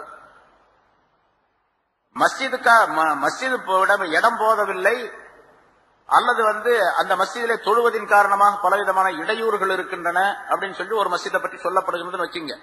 வேற ஏதாவது சில காரணம் இருக்கு, அந்த காரணத்தினால அந்த மஸ்ஜிதுக்கு ஜனங்கள் போறதுக்கு முடியல அப்படின்னு வச்சுங்க. உதாரணமா நம்ம நாட்டில் எடுத்துக்கிட்டீங்கன்னு சொன்னா ஒரு மஸ்ஜித் இருக்குது, மஸ்ஜிதுக்கு முன்னால் ஒரு கோயில் இருக்கு. எப்ப பார்த்தாலும் டொம்பு டொம்முன்னு தட்டிக்கிட்டே இருக்கணும் அந்த கோயில் 24 மணி நேரம். அதனால இந்த மஸ்ஜிதுக்கு போக முடியலன்னு ஜனங்க ரிப்போர்ட் பண்றாங்க. வேற மஸ்ஜித் இல்ல அந்த இடத்துல. இப்ப பக்கத்துல கொஞ்சம் தூரத்துல இன்னொரு மஸ்ஜித் ஒருத்தர் கட்டுறார், இந்த மாதிரி இந்த இடையூறை தடுப்பதற்காக வேண்டி அப்படின்னு சொல்லிட்டு தன்னுடைய இடத்துல செலவு பண்ணி ஒரு மஸ்ஜித் கட்டுறாருன்னு வச்சுங்க. இந்த இடத்துல இருக்கவங்களும் அந்த இடத்துக்கு போகலாம் அப்படின்னு வரும். ஏன்னு கேட்டா இது அந்த கோயில் பக்கத்துல இருக்கிறதுனால அடுத்தவருடைய இதுகளை சம்பாதிக்க வேண்டிய, அதாவது எதிர்ப்புகளை சமாளிக்க வேண்டிய சூழ்நிலை, அவருடைய வெறுப்பை சம்பாதிக்கக்கூடிய சூழ்நிலை ஏற்படுது. அதெல்லாம் தடுக்கிறதுக்காக வேண்டி அடுத்தவர் மஸ்ஜித் கட்டுறாரு, அந்த மஸ்ஜித் கட்டினா பரவாயில்ல, அது கூடும். இதுல இருந்து இன்னொரு சட்டம் சொல்லப்படுகின்றது. ஒரு மனிதர், அதாவது பொதுவாக லா வரர வலா விரார் அப்படின்னு சொல்லி ஒரு ஹதீஸ் ஸல்லல்லாஹு அலைஹி வஸல்லம் சொல்லியிருக்காங்க. லா வரர வலா விரார், லரர் என்பதும் கிடையாது, லிரார் என்பதும் கிடையாது. அதாவது மார்க்கத்தில் செய்யக்கூடாது. லரர்னா அப்படின்னு சொன்னா இடையூறுன்னு அர்த்தம். அது ரெண்டுக்கு விளக்கம் சொல்லும்போது இப்படி குறிப்பிடுகின்றார்கள். அதாவது லரர் என்று சொன்னால் இடையூறு அப்படின்னு, ரெண்டுக்குமே இடையூறுன்னு அர்த்தம் தான். இடையூறு, துன்பம், துயரம் விளைவித்தல், ஏதாச்சும் கஷ்டம் விளைவித்தல் அப்படிங்கிற அர்த்தம் தான் லரர் விரார் என்ற ரெண்டு வார்த்தைக்கு. இருந்தாலும் கொஞ்சம் கொஞ்சம் வித்தியாசம் இருக்கு. தனக்கு ஏதாவது ஒரு லரர் அப்படின்னு சொன்னா அடுத்தவருக்கு துன்பம் விளைவிப்பது. தனக்கு எந்த விதமான துன்பம் அதனால ஏற்படாது. அவனுக்கு பிரயோஜனம் ஏற்படலாம், பிரயோஜனம் ஏற்படாமலும் இருக்கலாம். ஆனா அடுத்தவருக்கு துன்பம் கிடைக்கிறது, இதுக்கு பேரு வரர். இது கூடாது. நான் நல்லா இருக்குன்னு அடுத்தவன் துன்பப்படணும் அப்படின்னு நினைச்சா அது கூடாது, ஹராமாச்சு. உயிரார் அப்படின்னு சொன்னா இவன் செய்யக்கூடிய காரியத்தினால இவனுக்கும் இடைஞ்சல், அடுத்தவனுக்கும் இடைஞ்சல். இவனுக்கும் இடைஞ்சல் துன்பம், அடுத்தவனுக்கும் துன்பம். பாருங்க, மஸ்ஜிதை கட்டினா, குபாவில் மஸ்ஜிதை கட்டினா அவன் 2 பேர் சேர்ந்து அவனுடைய சொல்படி கட்டினாங்க. இப்ப கட்டணவனுக்கும் இடைஞ்சல், அதுல கட்டி யார் தொழுதுட்டு இருந்தாங்களோ அவங்களுக்கும் இடைஞ்சல். அவன் இடைஞ்சலுக்காக வேண்டி செஞ்சான். மூமின்களுக்கு இடைஞ்சல் செய்ய வேண்டும், இடையூறு செய்ய வேண்டும் என்பதற்காண்டி கட்டினான். அவங்களுக்கு இடையூறு தர வேண்டும் என்ற நோக்கம். ஆனா அது கட்டணோக்கே என்ன ஆச்சு, அது இடையூறாக மாறிடுச்சு. இதுக்கு பேர் லிரார். அதனாலதான் லிரார்ங்கிற வார்த்தை அல்லாஹ் தஆலா இத்தஹது லிராரன் என்ற வார்த்தையை பயன்படுத்தி மஸ்ஜிதம் லிராரன் என்று பயன்படுத்தி இருக்கின்றான் என்று விளக்கம் தரப்படுகின்றது. சரி, இப்போ இதுல இருந்து இன்னொரு சட்டம் சொல்லப்படுகின்றது. 2 விதமான இடையூறுகள். ஒரு பொருளை கொடுக்கறான், வாங்குறான், அல்லது ஏதாவது ஒரு வீட்டை கட்டுறான், ஒரு மஸ்ஜிதை கட்டுறான், இல்லாத ஒரு கட்டடத்தை கட்டுறான். அதனால இப்படி செய்யறதுனால ஒரு இடையூறு ஏற்படுகின்றது, அடுத்தவருக்கு இடையூறு ஏற்படுகின்றது, இவனுக்கும் ஒரு இடையூறு ஏற்படுகின்றது என்று சொன்னால் இந்த 2 இடையூறுகளிலே 2 துன்பங்களிலே எது பெரியதாக இருக்கிறதோ அதை கவனித்து அதை செய்ய வேண்டும் என்பதால். உதாரணத்துக்கு சொல்லப்படுகின்றது, ஒருத்தர் ஒரு வீடு கட்டுறாருன்னு வச்சுங்க. வீடு கட்டி வீட்டுல மாடி கட்டுறார். மாடியில ஜன்னல் வைக்கிறார் ஒரு பக்கத்துல. அந்த ஜன்னல் வழியாக பார்த்தா அடுத்த வீடு தெரியுது, பக்கத்தில் உள்ள வீடு தெரியுது. இருக்கா இல்லையா, பாக்குறோம், பக்கத்தில் உள்ள வீடு தெரியுது. ஆனா அந்த ஜன்னல் கண்டிப்பாக இவருக்கு வைக்கத்தான் வேணும். ஒரு ஜன்னலோ 2 ஜன்னலோ வச்சுதான் ஆகும். ஏன்னா அது வச்சாதான் வெளிச்சமும் காத்தும் வரும் இருக்கு. இல்லாம அந்த கட்டடமே இருட்டா இருக்கும், காத்தும் வராது. அங்கே வசிக்கக்கூடியவர்களுக்கு பெரிய துன்பம் ஏற்படும், இடையூறு ஏற்படும். ஜன்னல் வச்சுதான் ஆகும்.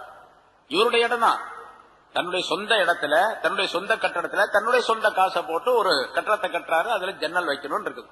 ஆனா ஜன்னல் வழியாக அடுத்த பின்னால் உள்ள வீட்டை பார்க்கக்கூடிய சூழ்நிலை ஏற்படும். அந்த வீட்டுல பெண்கள் இருப்பாங்க, மற்றவர்கள் இருப்பாங்க. பெண்கள் இருந்தார்கள் அப்படின்னு சொன்னா அவங்களுடைய சில சூழ்நிலைகளை நம்ம தவறாக நினைக்கக்கூடிய சூழ்நிலை ஏற்படும்.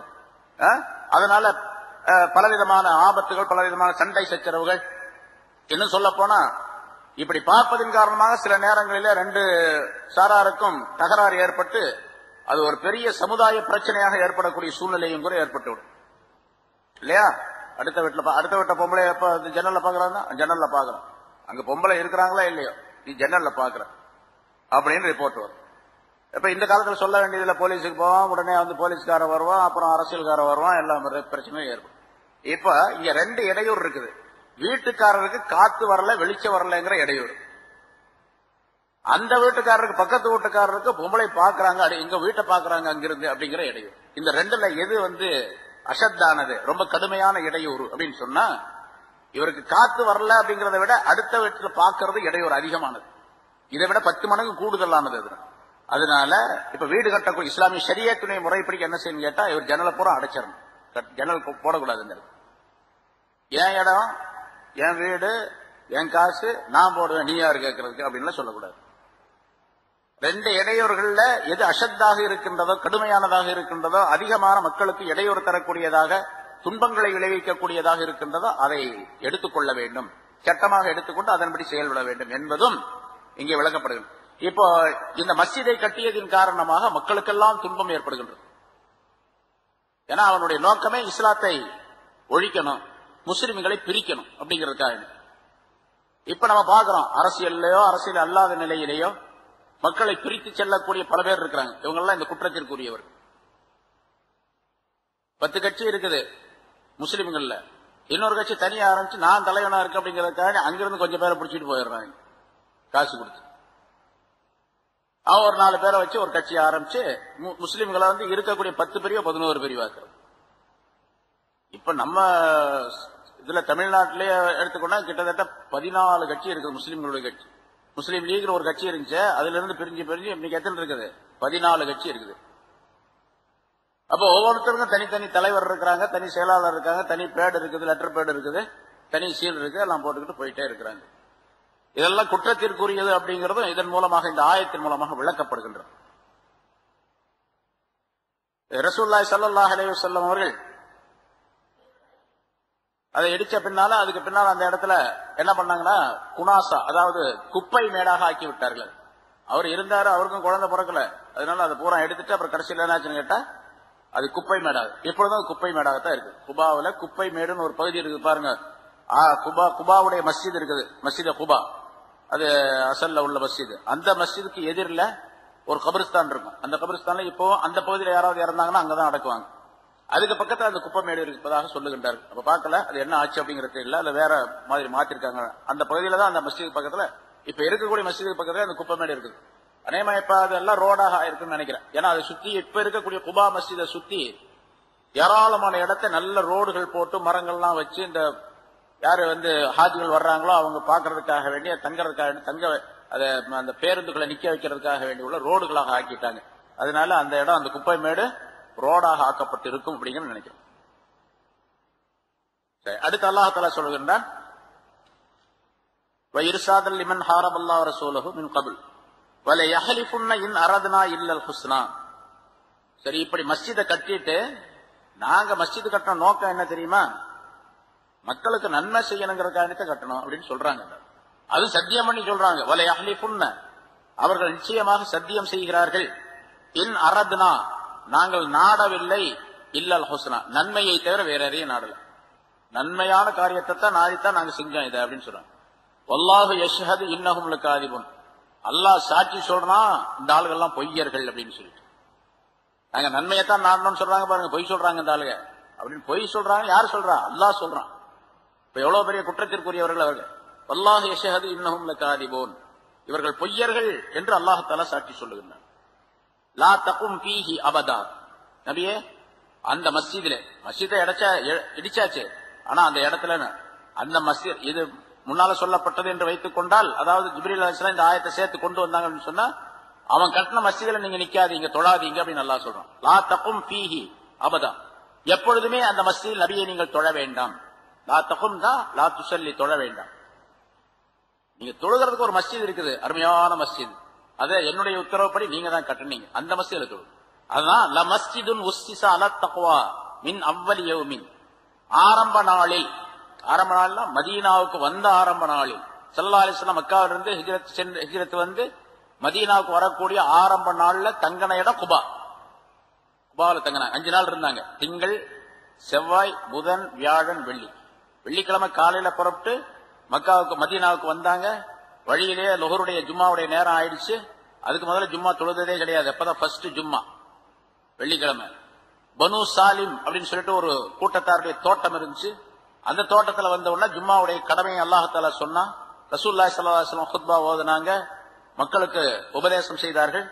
அந்த ஸல்லல்லாஹு அலைஹி வஸல்லம் முதல் ஜும்மாவில என்ன குத்பா ஓதுனாங்களோ, என்ன உபதேசம் செய்தார்களோ, அது அப்படியே பதிவு செய்யப்பட்டிருக்கின்றது. அதுல எல்லா கிதாப்லயும் இருக்கு, எல்லா ஹதீஸ் கிதாப்லயும் இருக்கு. நான் இங்க முன்னாள் ஜும்மாவிலையும் சொல்லியிருக்கேன் அந்த குத்பாவை. அப்படியே அந்த குத்பா படிச்சு ரசூலுல்லாஹி ஸல்லல்லாஹு அலைஹி வஸல்லம் தொழ வைத்தார்கள். 100 நபர்கள் அதிலே கலந்து கொண்டார்கள். முதலாக 100 பேர் இருந்தாங்க. 100 பேர் பெரிய இது அந்த காலத்துல, அந்த நேரத்துல. அப்படி அதுக்கு பிறகு அல்லாஹ் தஆலா ஆயிரக்கணக்காக ஆக்கினா, லட்சக்கணக்காக ஆக்கினான். சரி, இப்ப அந்த முதல் மஸ்ஜித் குபால இருந்து தங்கி இருந்து முதல்ல கட்டினாங்களே, அதுதான் முதல் நாளில் அப்படின்னு மின் அவ்வலி யௌமின், ஆரம்ப நாளில் தக்வாவின் மீது அமைக்கப்பட்ட, தக்வாவின் மீது அஸ்திவாரமிடப்பட்ட, உஸ்ஸிஸ அலத் தக்வா, அல்லாஹ்வுடைய பக்தியின் மீது அஸ்திவாரமிடப்பட்ட ஒரு மஸ்ஜித். அஹக்கு அஹக்கு அன் தக்வம ஃபீ, அதுல நீங்க தொழுவதற்கு அதுதான் தகுதியானது. இதுல தொழக்கூடாது, இந்த மஸ்ஜிதில நீங்க தொழுங்க. அஹக்கு அன் தக்வம ஃபீ, அந்த மஸ்ஜிதில நீங்கள் தொழுங்க. ஃபீஹி ரிஜால், அந்த மஸ்ஜிதில சொன்னா மஸ்ஜிதை சுற்றி உள்ள பகுதியில ரிஜாலும், சில மனிதர்கள் இருக்கிறார்கள். யுஹிப்பூன, அவர்கள் விரும்புகிறார்கள், அன் யததஹரு, அவர்கள் பரிசுத்தமாக இருப்பதை விரும்புகின்றார்கள். சுத்தமா இருக்கணும்னு அவங்க விரும்புறாங்க. அப்படிப்பட்ட சில மனிதர்கள் மஸ்ஜித் குபாவை சுற்றி இருக்கிறாங்க அப்படின்னு அல்லாஹ் சொல்றான். சில மனிதர்களை பார்த்து, அவங்க மஸ்ஜித் குபாவை சுற்றி இப்படி இருக்கிறாங்க, அவங்க பரிசுத்தமா இருக்கிறதை விரும்புகிறார்கள் அப்படின்னு சொன்னா அல்லாஹ் பாராட்டி சொல்றான்னா அவங்க எவ்வளவு பெரிய ஆளா இருக்கணும், எப்படிப்பட்ட மதிப்பு மரியாதை பெற்றவர்களா இருக்கணும், எவ்வளவு உயர்வான மனிதர்களா இருக்கணும்.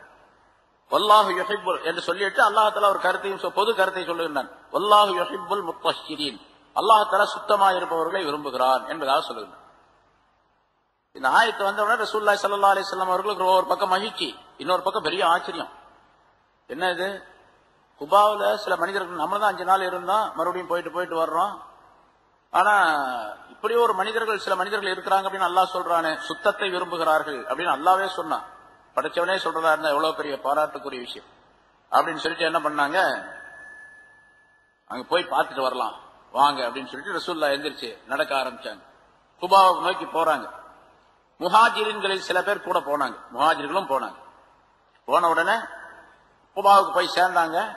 அந்த இடத்துல அன்சாரிகள், மதீனாவை சேர்ந்தவர்கள் தான் எல்லாம், அவங்களும் குபாவில் உள்ளவங்களும் அன்சாரிகள் தான். அவங்க அங்க சில பேர் இருந்தாங்க, எல்லாம் உட்கார்ந்துட்டு இருந்தாங்க. ரசூலுல்லாஹி ஸல்லல்லாஹு அலைஹி வஸல்லம் அவர்கள் போன உடனே அவங்களும் அங்க உட்கார்ந்தாங்க, அவர்களோடு சேர்ந்து உட்கார்ந்து கொண்டார்கள்.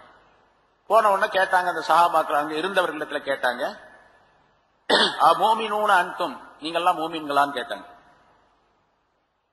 அல்லாவே புகழ்றான், அவங்கள போய் மூமின்களான்னு கேட்டேன் அப்படின்னா என்ன அர்த்தம் கேட்டா, அல்லாஹ் சொல்றதை உறுதிப்படுத்திக் கொள்றாங்க. மோமினூன அன்தும், நீங்க மூமின்களா அப்படின்னு கேட்டாங்க. எல்லாரும் வாய் மூடி சக்கத்து மௌனமாக இருந்தாங்க, ஒன்னும் பதில் சொல்லல. ஏன்னா திடீர்னு கேட்டா ஏதாச்சும் வேற கருத்து சொல்ல போறாங்களோ என்னவா ரசூலுல்லாஹ் அப்படின்னு சொல்லிட்டு பேசாம இருந்தாங்க. திரும்ப 2வது தடவை கேட்டாங்க. ரசூலுல்லாஹி ஸல்லல்லாஹு அலைஹி வஸல்லம் கூட போனவங்க ஹஜ்ரத் உமர் ரலியல்லாஹு அன்ஹு இருந்தாங்க அந்த கூட்டத்துல, முஹாஜிரின்கள்ல. உமர் ரலியல்லாஹு தஆலா அன்ஹு சொன்னாங்க, இன்னஹும் மூமினூன், இவர்கள்லாம் மூமின்கள் தான், யார் ரசூலுல்லாஹ் அப்படின்னா மூமின்கள் தான்.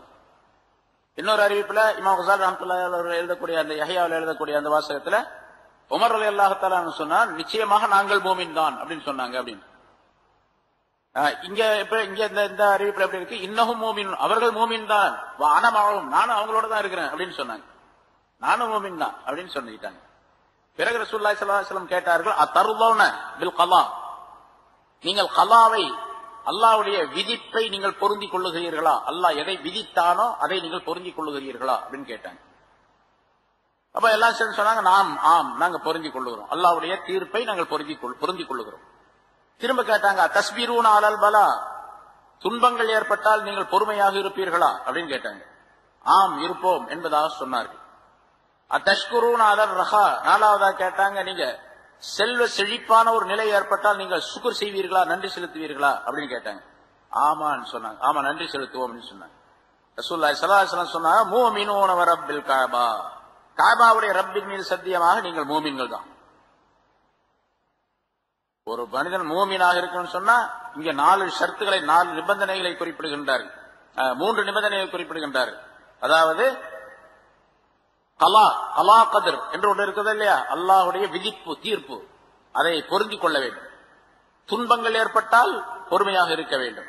செழிப்பான செல்வ செழிப்பான நிலை ஏற்பட்டால், சுகம் ஏற்பட்டால் சுக்குர் செய்ய வேண்டும், நன்றி செலுத்த வேண்டும். இந்த 3 தன்மைகள் இருந்தால் ஸல்லல்லாஹு அலைஹி வஸல்லம் அவர்கள் தீர்ப்பு சொல்லுகின்றார்கள், மூமின் தான்.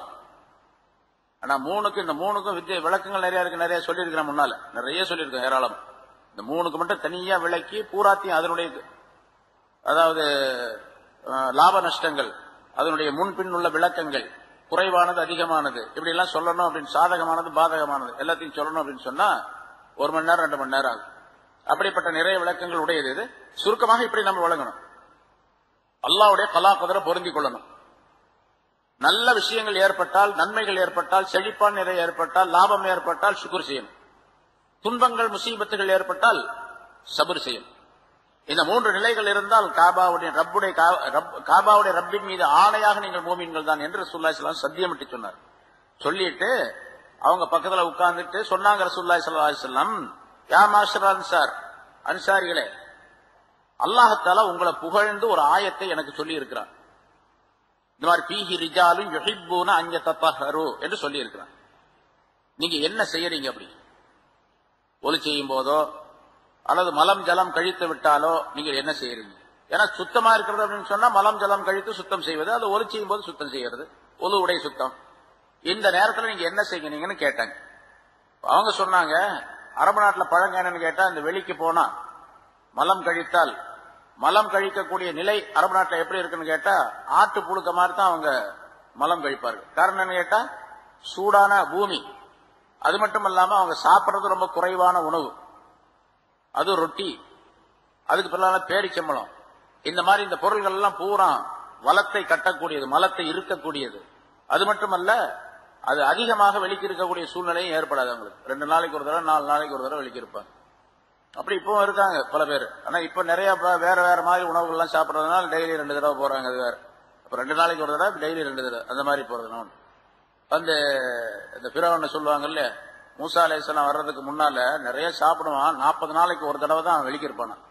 ஆனா ஒன்னும் செய்யாத அவனுக்கு எந்த வியாதியும் வந்ததே கிடையாது. மூசாவுடைய பிறவனுக்கு 40 நாளைக்கு ஒரு தடவை தான் வெளிக்கு இருப்பான். மூசா அலைஹிஸ்ஸலாம் அந்த தடியை போட்டாங்க, பாம்பாச்சு பயந்து போனான்ல, அதனால ஒரே நாள்ல 40 தடவை வெளிக்கிருந்தான். அது மாதிரி உள்ள சூழ்நிலை இங்க. அப்படி கடுமையாக ஒரு வறட்சியான ஒரு சூழ்நிலை இருக்கிறதுனால அவங்க என்ன பண்ணுவாங்க, தண்ணீரும் இல்லை, தண்ணீர் பஞ்சம். அதனால மண் கட்டிகளை கொண்டு துடைத்து சுத்தம் செய்து கொள்வார்கள். சுத்தமா இருக்கும், அதுல ஒன்றும் பிரச்சனை இல்லை. மண் கட்டியை கொண்டு சுத்தம் செய்யணும், போதுமானது.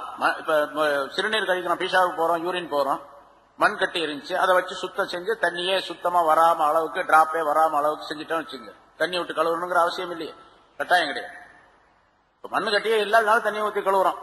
தண்ணி ஊற்றி கழுவுனப்பனாலும் அதுல தண்ணி ஒட்டிக்கிட்டு இருக்கு, அடுத்த தண்ணி வருதா இல்லையான்னு தெரியாது. இப்ப தண்ணி இருக்கிறதுனால மண் கட்டியா இருந்துச்சுன்னா கண்டிப்பா தெரியும். மண் கட்டியை கொண்டு சுத்தம் பண்ணிட்டு இருந்தாங்க அவங்க, அதோட ஸ்டாப் பண்ணிக்குவாங்க. இப்ப இவங்க என்ன பண்ணாங்கன்னா, குபாவாசிகள் மண் கட்டியை கொண்டு சுத்தம் செய்வதுடன் தண்ணீரை கொண்டும் சுத்தம் செய்தார்கள். இது நல்லா இருக்க, நல்லா இல்லை நமக்கு தண்ணீரை. இது சட்டம் சொல்லப்படுவதற்கு முன்னதாகவே தண்ணீரை கொண்டு சுத்தம் செய்து கொள்ளுங்கள் என்று சட்டம் சொல்லப்படுவதற்கு முன்னாலேயே ஐயாமுல் ஜாஹிலியத்துடைய அந்த காலத்திலிருந்து அவங்க தண்ணீரை கொண்டு சுத்தம் செய்து கொண்டிருந்தார்கள். அதைத்தான் அவங்க சொன்னாங்க, நாங்க மண் கட்டியை கொண்டு போதுமாக்கி கொள்ள மாட்டோம், தண்ணீரை கொண்டும் சுத்தம் செய்வோம் என்பதாக சொன்னபோது ஹாதா தாக்க தாக்க ஹாதா அப்படின்னு சொன்னாங்க. இதுதான் அது அப்படின்னு சொன்னாங்க ரசூல். இந்த ஆயத்து வந்ததுக்கு உங்களை பற்றி பீஹி ரிஜாலும் யுஹிப்பூன அன் யததஹருன் அல்லாஹ் சொன்னது காரணமே இதுதான் அப்படின்னு சொன்னாங்க என்று ஒரு கருத்து சொல்லப்பட்டது. இன்னொரு கருத்து, அவங்க எல்லா சுத்தம் உடையவர்களாக இருந்தாங்க. வெறுமனே இந்த வெளிச்சுத்தம் மட்டும், இது வெளிச்சுத்தம் இல்லையா, வெளிச்சுத்தம் மட்டுமல்ல, அந்தரங்கமான சுத்தம் உள்ளவர்களாக இருந்தார்கள். அதாவது பாவங்களை விட்டு சுத்தமாவது அந்தரங்கமான சுத்தம். மனதை சுத்தப்படுத்துவது அஹ்லாக் தமீமா, கெட்ட குணங்களை விட்டு மனதை சுத்தப்படுத்திக் கொள்வது. இந்த சுத்தங்கள் உடையவர்களாக இருந்தார்கள். இன்ஷா அல்லாஹ் அது சம்பந்தமாக அடுத்த வாரம் அதனுடைய விஷயங்களை பார்ப்போம். எனவே இந்த ஒரு ஆயத் நிறைய கருத்துக்களை நமக்கு தெரிவித்து காட்டுகின்றது. எந்த சட்டங்கள் எல்லாம் நமக்கு உடையதாக அதிலிருந்து சொல்லப்பட்டிருந்தோ அதை எடுத்து நடக்கக்கூடியவர்களாக இருக்க வேண்டும். அத்தகைய நல்ல பண்புகளை நம்ம இருக்கும் அல்லாஹ் தஆலா தந்தருள்வானாக. الحمد لله نحمده ونستعينه ونستغفره ونؤمن به ونتوكل عليه ونعوذ بالله من شرور أنفسنا ومن سيئات أعمالنا. من يهده الله فلا مضل له ومن يضلله فلا هادي له. ونشهد أن لا إله إلا الله وحده لا شريك له. ونشهد أن سيدنا ونبينا مولانا محمدا عبده ورسوله أرسله الله بالحق بشيرا ونذيرا وداعيا إلى الله بإذنه وسراجا منيرا. أما بعد فقد قال الله تعالى في كلامه القديم: أعوذ بالله من الشيطان الرجيم. بسم الله الرحمن الرحيم.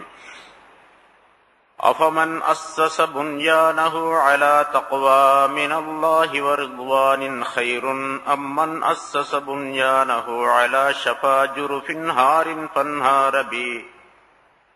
فانهار به في نار جهنم والله لا يهدي القوم الظالمين.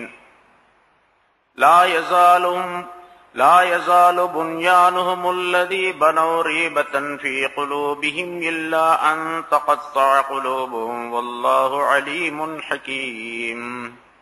صدق الله العظيم. கண்ணியத்திற்குரிய பெரியோர்களே, சகோதரர்களே, அல்லாஹ் தஆலாவுடைய கிருபையால் 659வது வாரமாக தஃப்சீருடைய இந்த தொடர் பயான் ஆரம்பிக்கப்படுகிறது. சூரத்து தௌபா என்ற அத்தியாயத்தின் 108வது ஆயத்து வரை விளக்கம் சொல்லப்பட்டது. இந்த ஆயத்தின் மூலமாக பலவிதமான சட்டங்களை நமக்கு அல்லாஹ் சொல்லுகின்றான். அந்த ஆயத்தினுடைய தொடரிலே அடுத்து குபாவிலே ஆரம்பத்திலே கட்டப்பட்ட அந்த மஸ்ஜிதை பற்றியும் சொன்னான். லமஸ்ஜிதுன் உஸ்ஸிஸ அலா தக்வா மின் அவ்வலி யௌமின், ஆரம்ப காலத்திலே தக்வாவுடைய இறையச்சத்தினுடைய அடிப்படையில் கட்டப்பட்ட அந்த மஸ்ஜித் ஆகிறது. அஹக்கு அன் தகூம ஃபீஹி, அதிலே நீங்கள் தொழுவதற்கு ரொம்ப தகுதியானது என்பதையும் அல்லாஹ் குறிப்பிட்டார். இந்த மஸ்ஜித் தான் தொழுவதற்கு தகுதியானது. தாங்கள் கட்டிய முதலாவதாக ஏற்படுத்திய குபாவிலே உள்ள மஸ்ஜித் தான் தொழுவதற்கு தகுதியானது. அந்த மஸ்ஜிதிலே நீங்கள் தொழக்கூடாது என்பதாக சொன்னார்.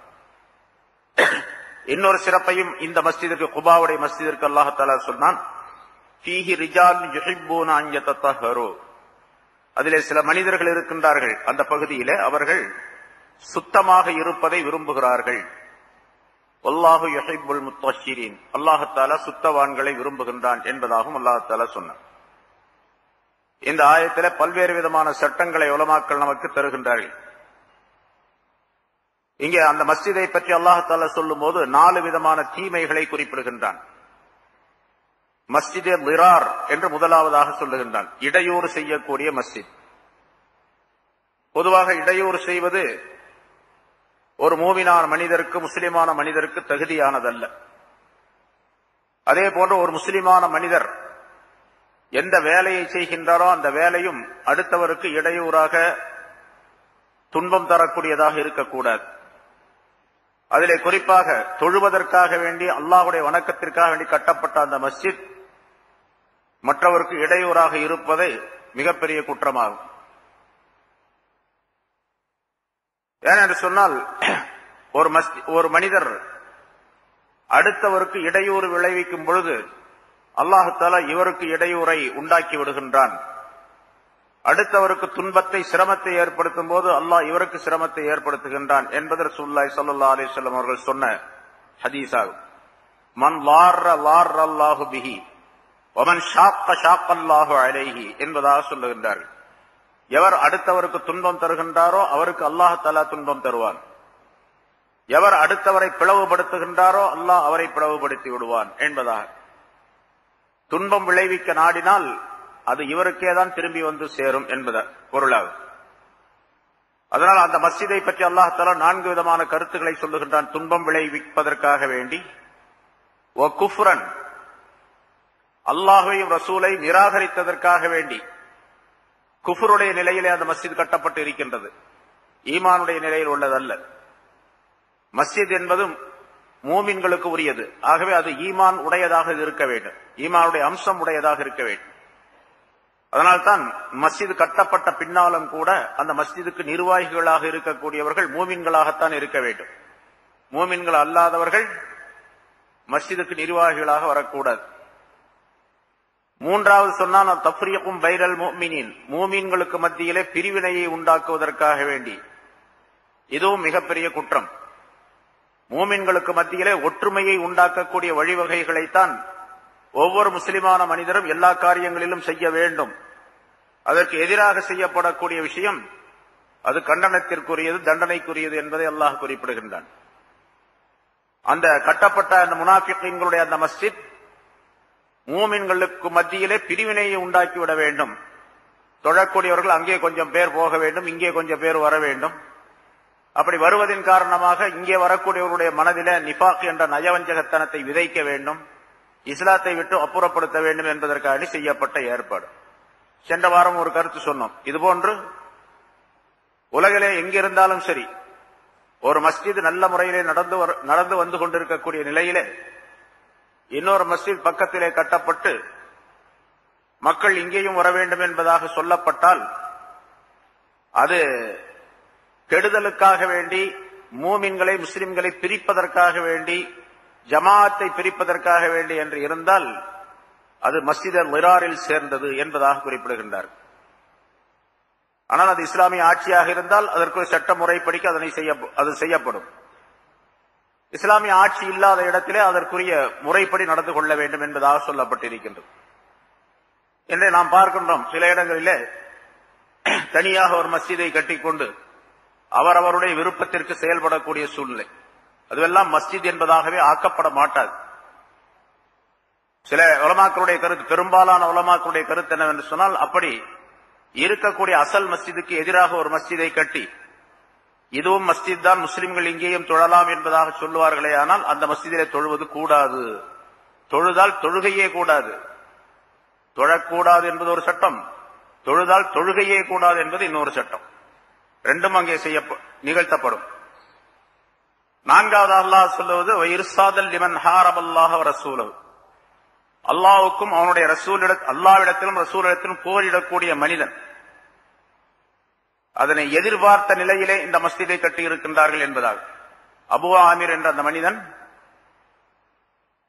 தன்னுடைய சகாக்களுக்கு சொன்னான், இப்படி இந்த இடத்திலே ஒரு மஸ்ஜிதை நீங்கள் கட்டுங்கள், அந்த மஸ்ஜிதிலே நம்முடைய காரியங்கள் நடைபெற வேண்டும். நான் இங்கிருந்து ரோமுக்கு செல்லுகின்றேன். ரோமாபுரியில் இருக்கக்கூடிய கைசர் என்ற மன்னனிடத்தில் பேசி, அவனும் முஸ்லிம்களுக்கு இந்த இஸ்லாத்திற்கு எதிராக இருக்கின்றான், அவனிடத்திலிருந்து நான் ஒரு படையை திரட்டி கொண்டு வருகின்றேன். நீங்கள் அந்த மஸ்ஜிதை கட்டி அதிலே முஸ்லிம்களை எதிர்ப்பதற்காக வேண்டிய ஆயுதங்களையும் மற்ற தளவாடங்களையும் சேமித்து வையுங்கள் என்பதாக சொல்லி சென்றான். அதன்படி அங்கே போனான். ஆனால் அவர் வருவதற்குள்ளாகவே இந்த நிலை ஏற்பட்டு விட்டது என்பதாக அல்லாஹ் தஆலா சட்டமிட்டான். இந்த ஆயத்தை அருளினான். அந்த மஸ்ஜித் இடித்து தள்ளப்பட்டது, கரிக்கப்பட்டது நெருப்பினார் என்பதாக சொல்லப்பட்டிருக்கின்றது. சென்ற வாரம் இதுக்குரிய விளக்கங்கள்லாம் சொல்லப்பட்டன.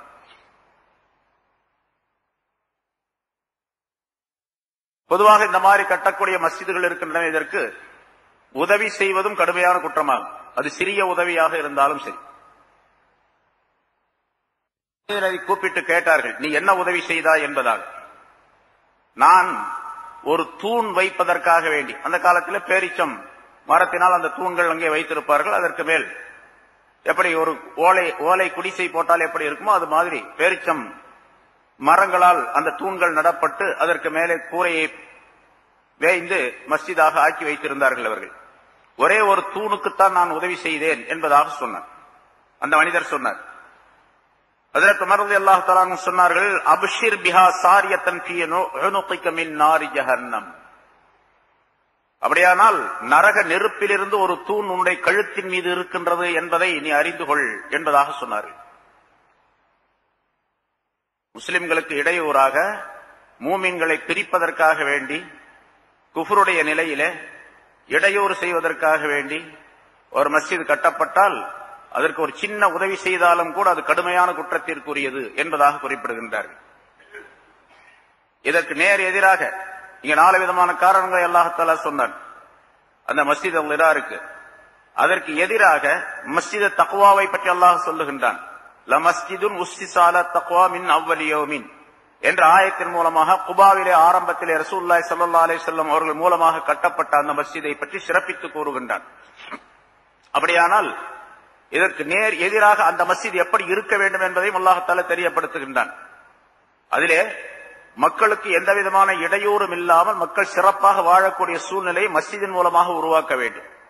ஒரு மஸ்ஜித் ஒரு மஹல்லாவிலே இருக்கின்றது என்று சொன்னால் அந்த மஹல்லாவினுடைய மிக முக்கியமான கேந்திரமாக, அந்த மஹல்லாவினுடைய எல்லா விஷயங்களையும் கண்காணிக்கக்கூடியதாக அந்த மஹல்லாவுடைய அந்த மஸ்ஜிதுடைய நிர்வாகிகள் இருக்க வேண்டும் என்பதையும் அல்லாஹ் தெரியப்படுத்துகின்றார்.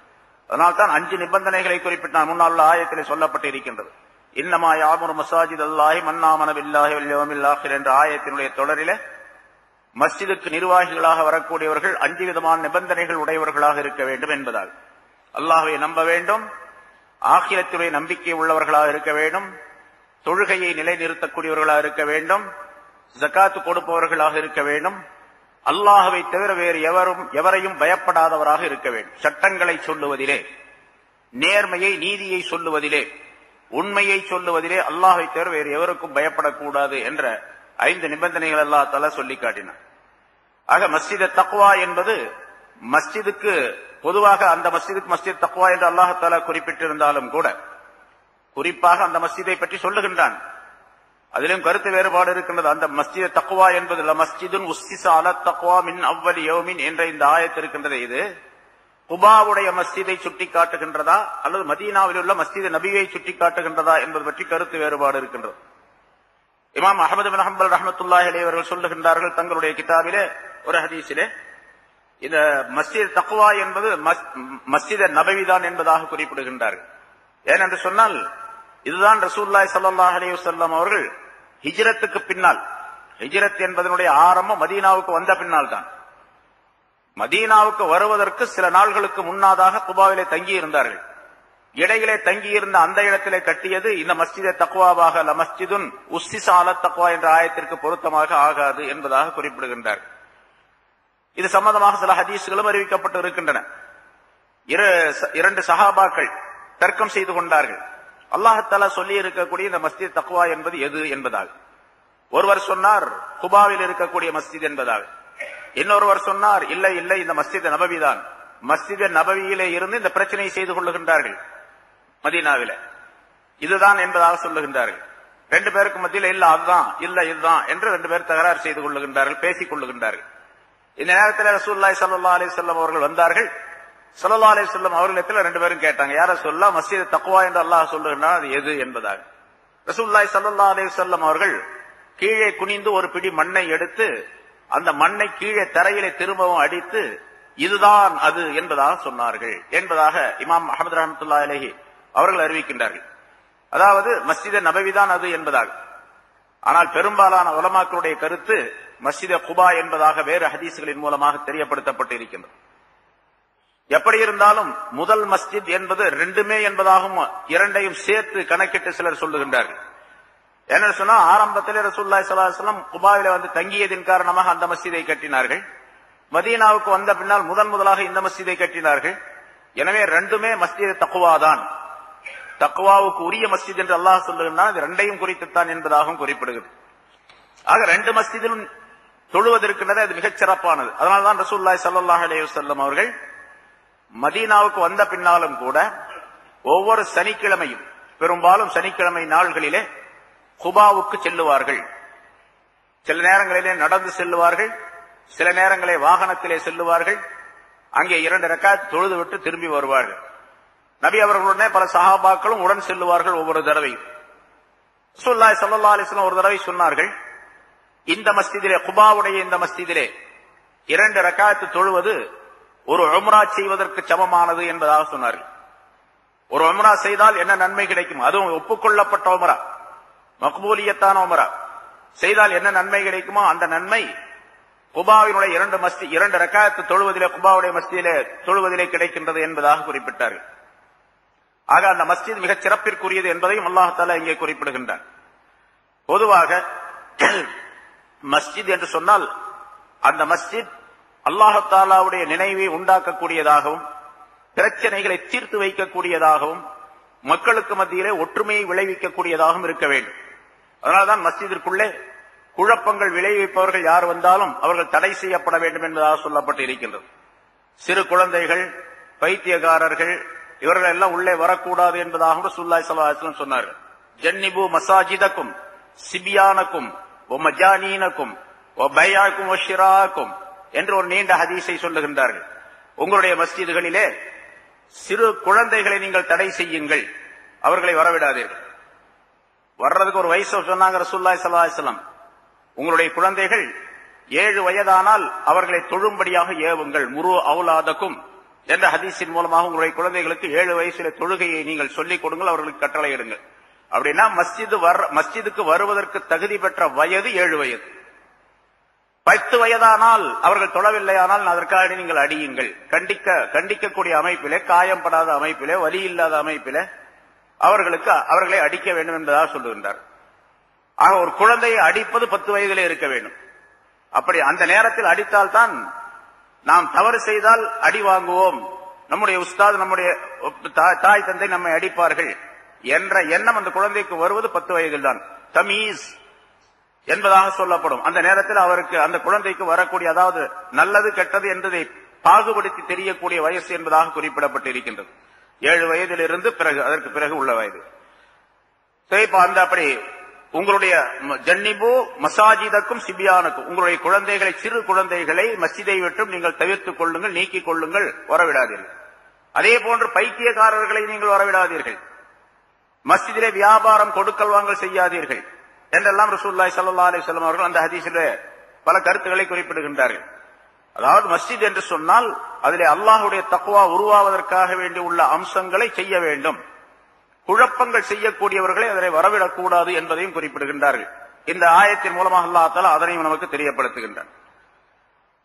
அதே போன்று அந்த மஸ்ஜித் விராருடைய அந்த மஸ்ஜிதிலே தொழக்கூடாது என்று அல்லாஹ் லா தகும் ஃபீஹி, அதிலே தொழாதீர்கள் என்பதாக அல்லாஹ் தஆலா கட்டளையிட்டார்.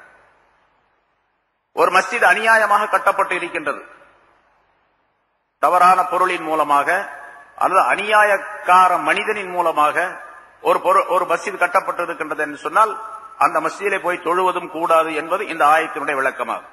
இந்த ஆயத்திலிருந்து பெறப்படக்கூடிய கருத்தாகும் என்பதாகவும் குறிப்பிடுகின்றார்கள்.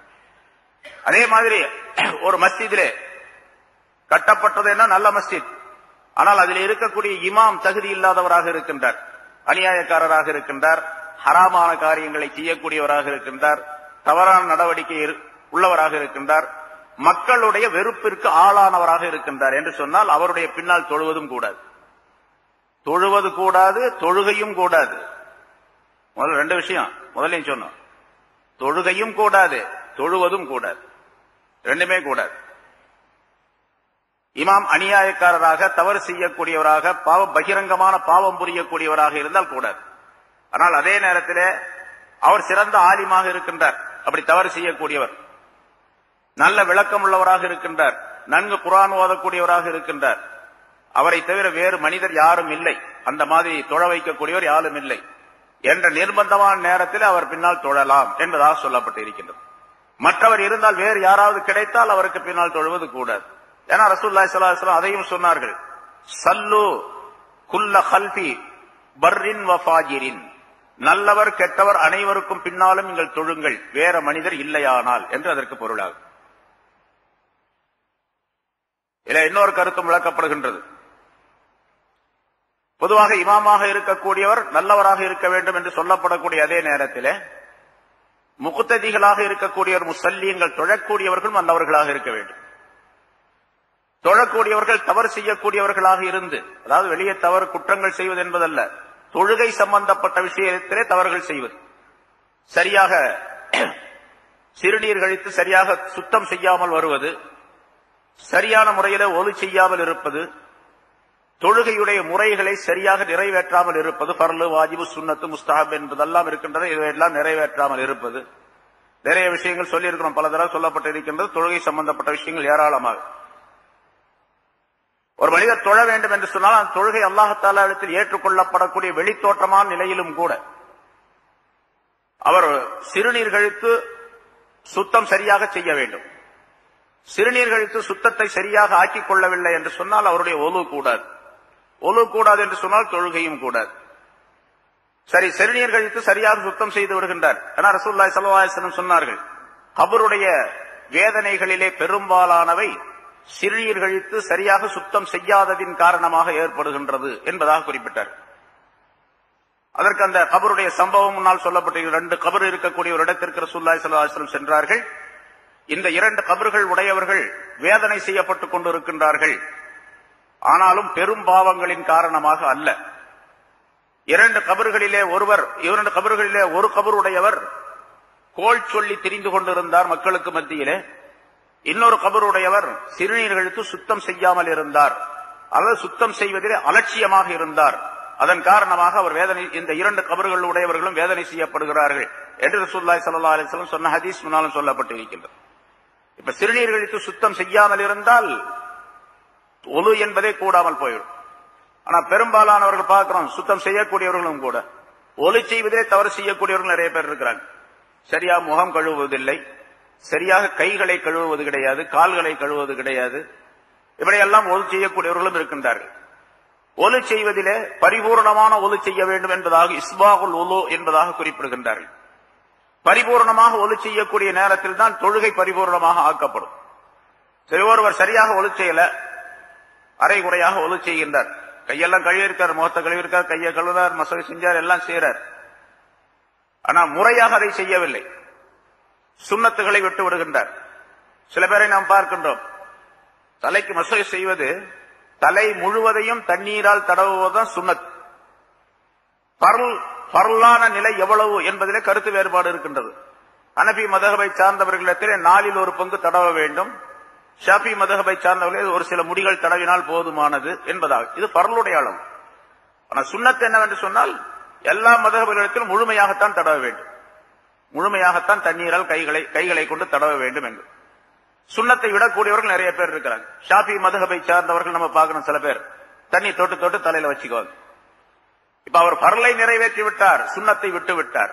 சுன்னத்தை விட்டு விட்டு ஜமாத்தில் வந்து நிற்கும் பொழுது அவருக்கு மட்டும் குறையல்ல, தொழ வைக்கக்கூடிய இமாமுக்கும் அந்த குறை ஏற்படும், அந்த தாக்கம் ஏற்படும். நிறைய சொல்லியிருக்கிறோம் முன்னால. ஒலு செய்வது சரியாக இருந்தால்தான் இங்கே நடைபெறக்கூடிய தொழுகையும் சிறந்த முறையிலே பக்தி பூர்வமான முறையிலே இருக்கக்கூடிய நிலை எல்லோருக்கும் ஏற்படும், இமாமுக்கும் முக்ததிகளுக்கும் ஏற்படும். இது ஒரு ஹதீஸின் மூலமாக நமக்கு விளக்கப்படுகின்றது. ரசூலுல்லாஹி ஸல்லல்லாஹு அலைஹி வஸல்லம் அவர்கள் சொன்னார்கள், ஒரு நாள் அறிவிக்கின்றார்கள், ஒரு நாள் சுபஹுடைய தொழுகையை சஹாபாக்களுக்கு தொழ வைத்தார்கள். அந்த தொழுகையிலே முதல் ரக்காயத்திலே சூரத்து ரூம் ஓதினார்கள். அலிஃப் லாம் மீம் ஒலிபத்திர் ரூம் என்று தொடங்கப்படக்கூடிய அந்த ஆயத்தை, அந்த சூரத்தை ஓதினார்கள்.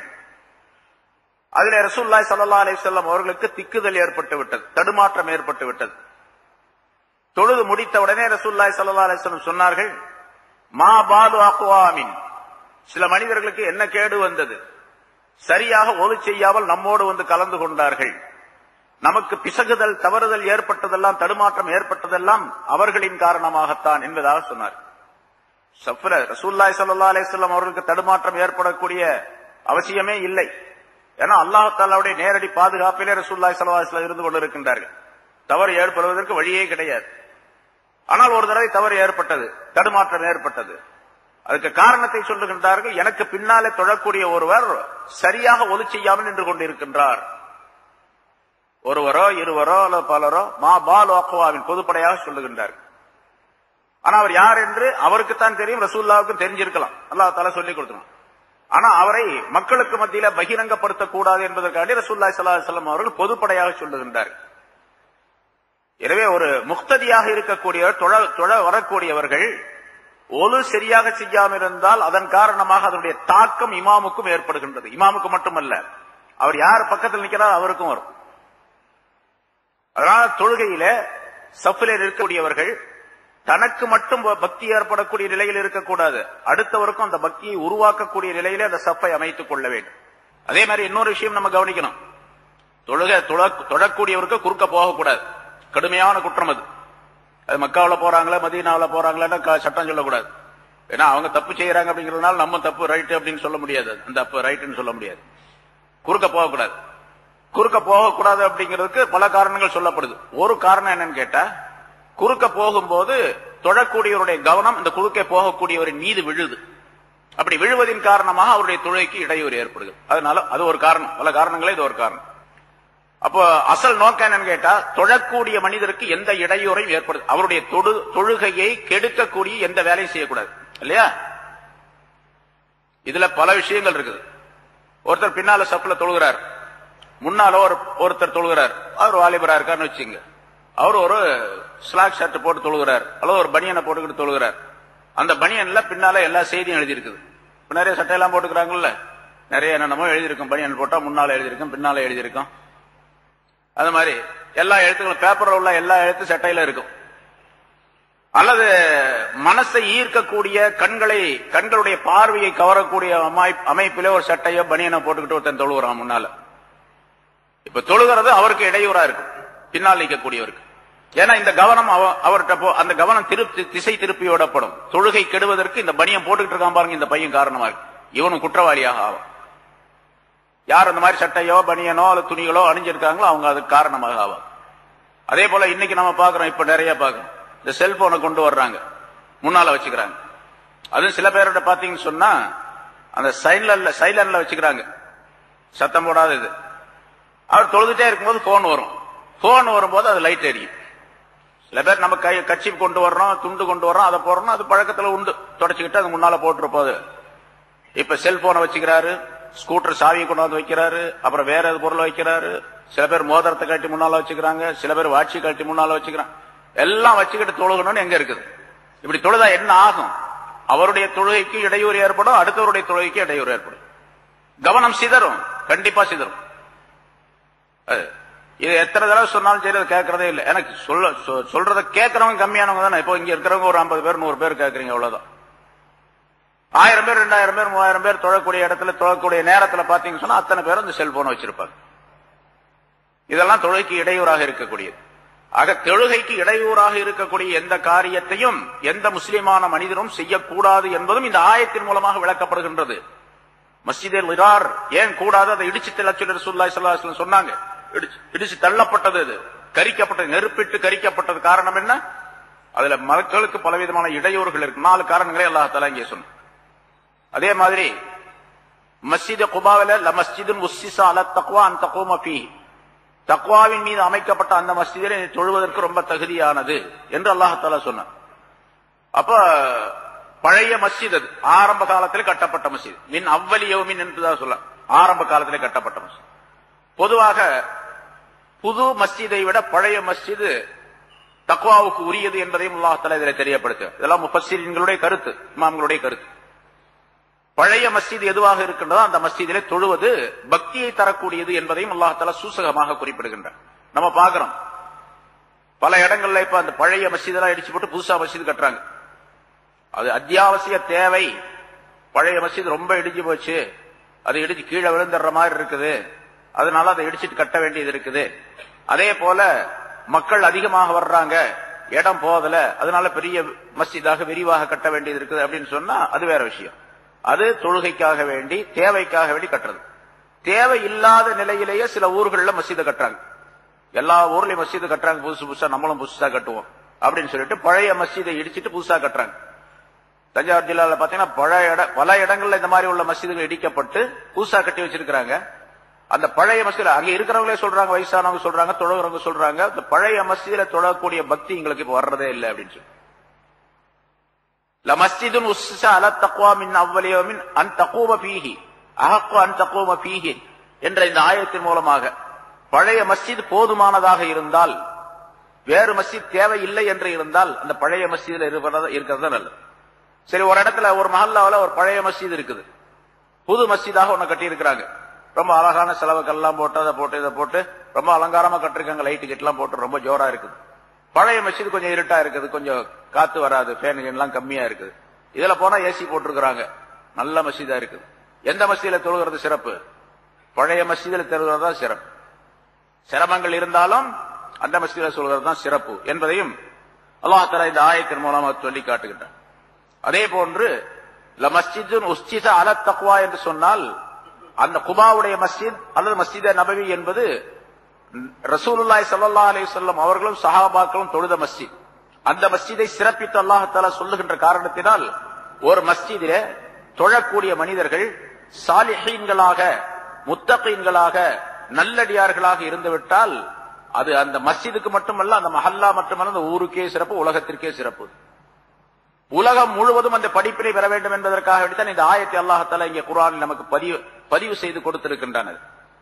அதனால நல்லடியார்கள் எந்த இடத்துல தொழுகிறாங்களோ அந்த ஜமாத்தோடு சேர்ந்து தொழுகிறது இன்னும் அதிகமான சிறப்பிற்குரியது.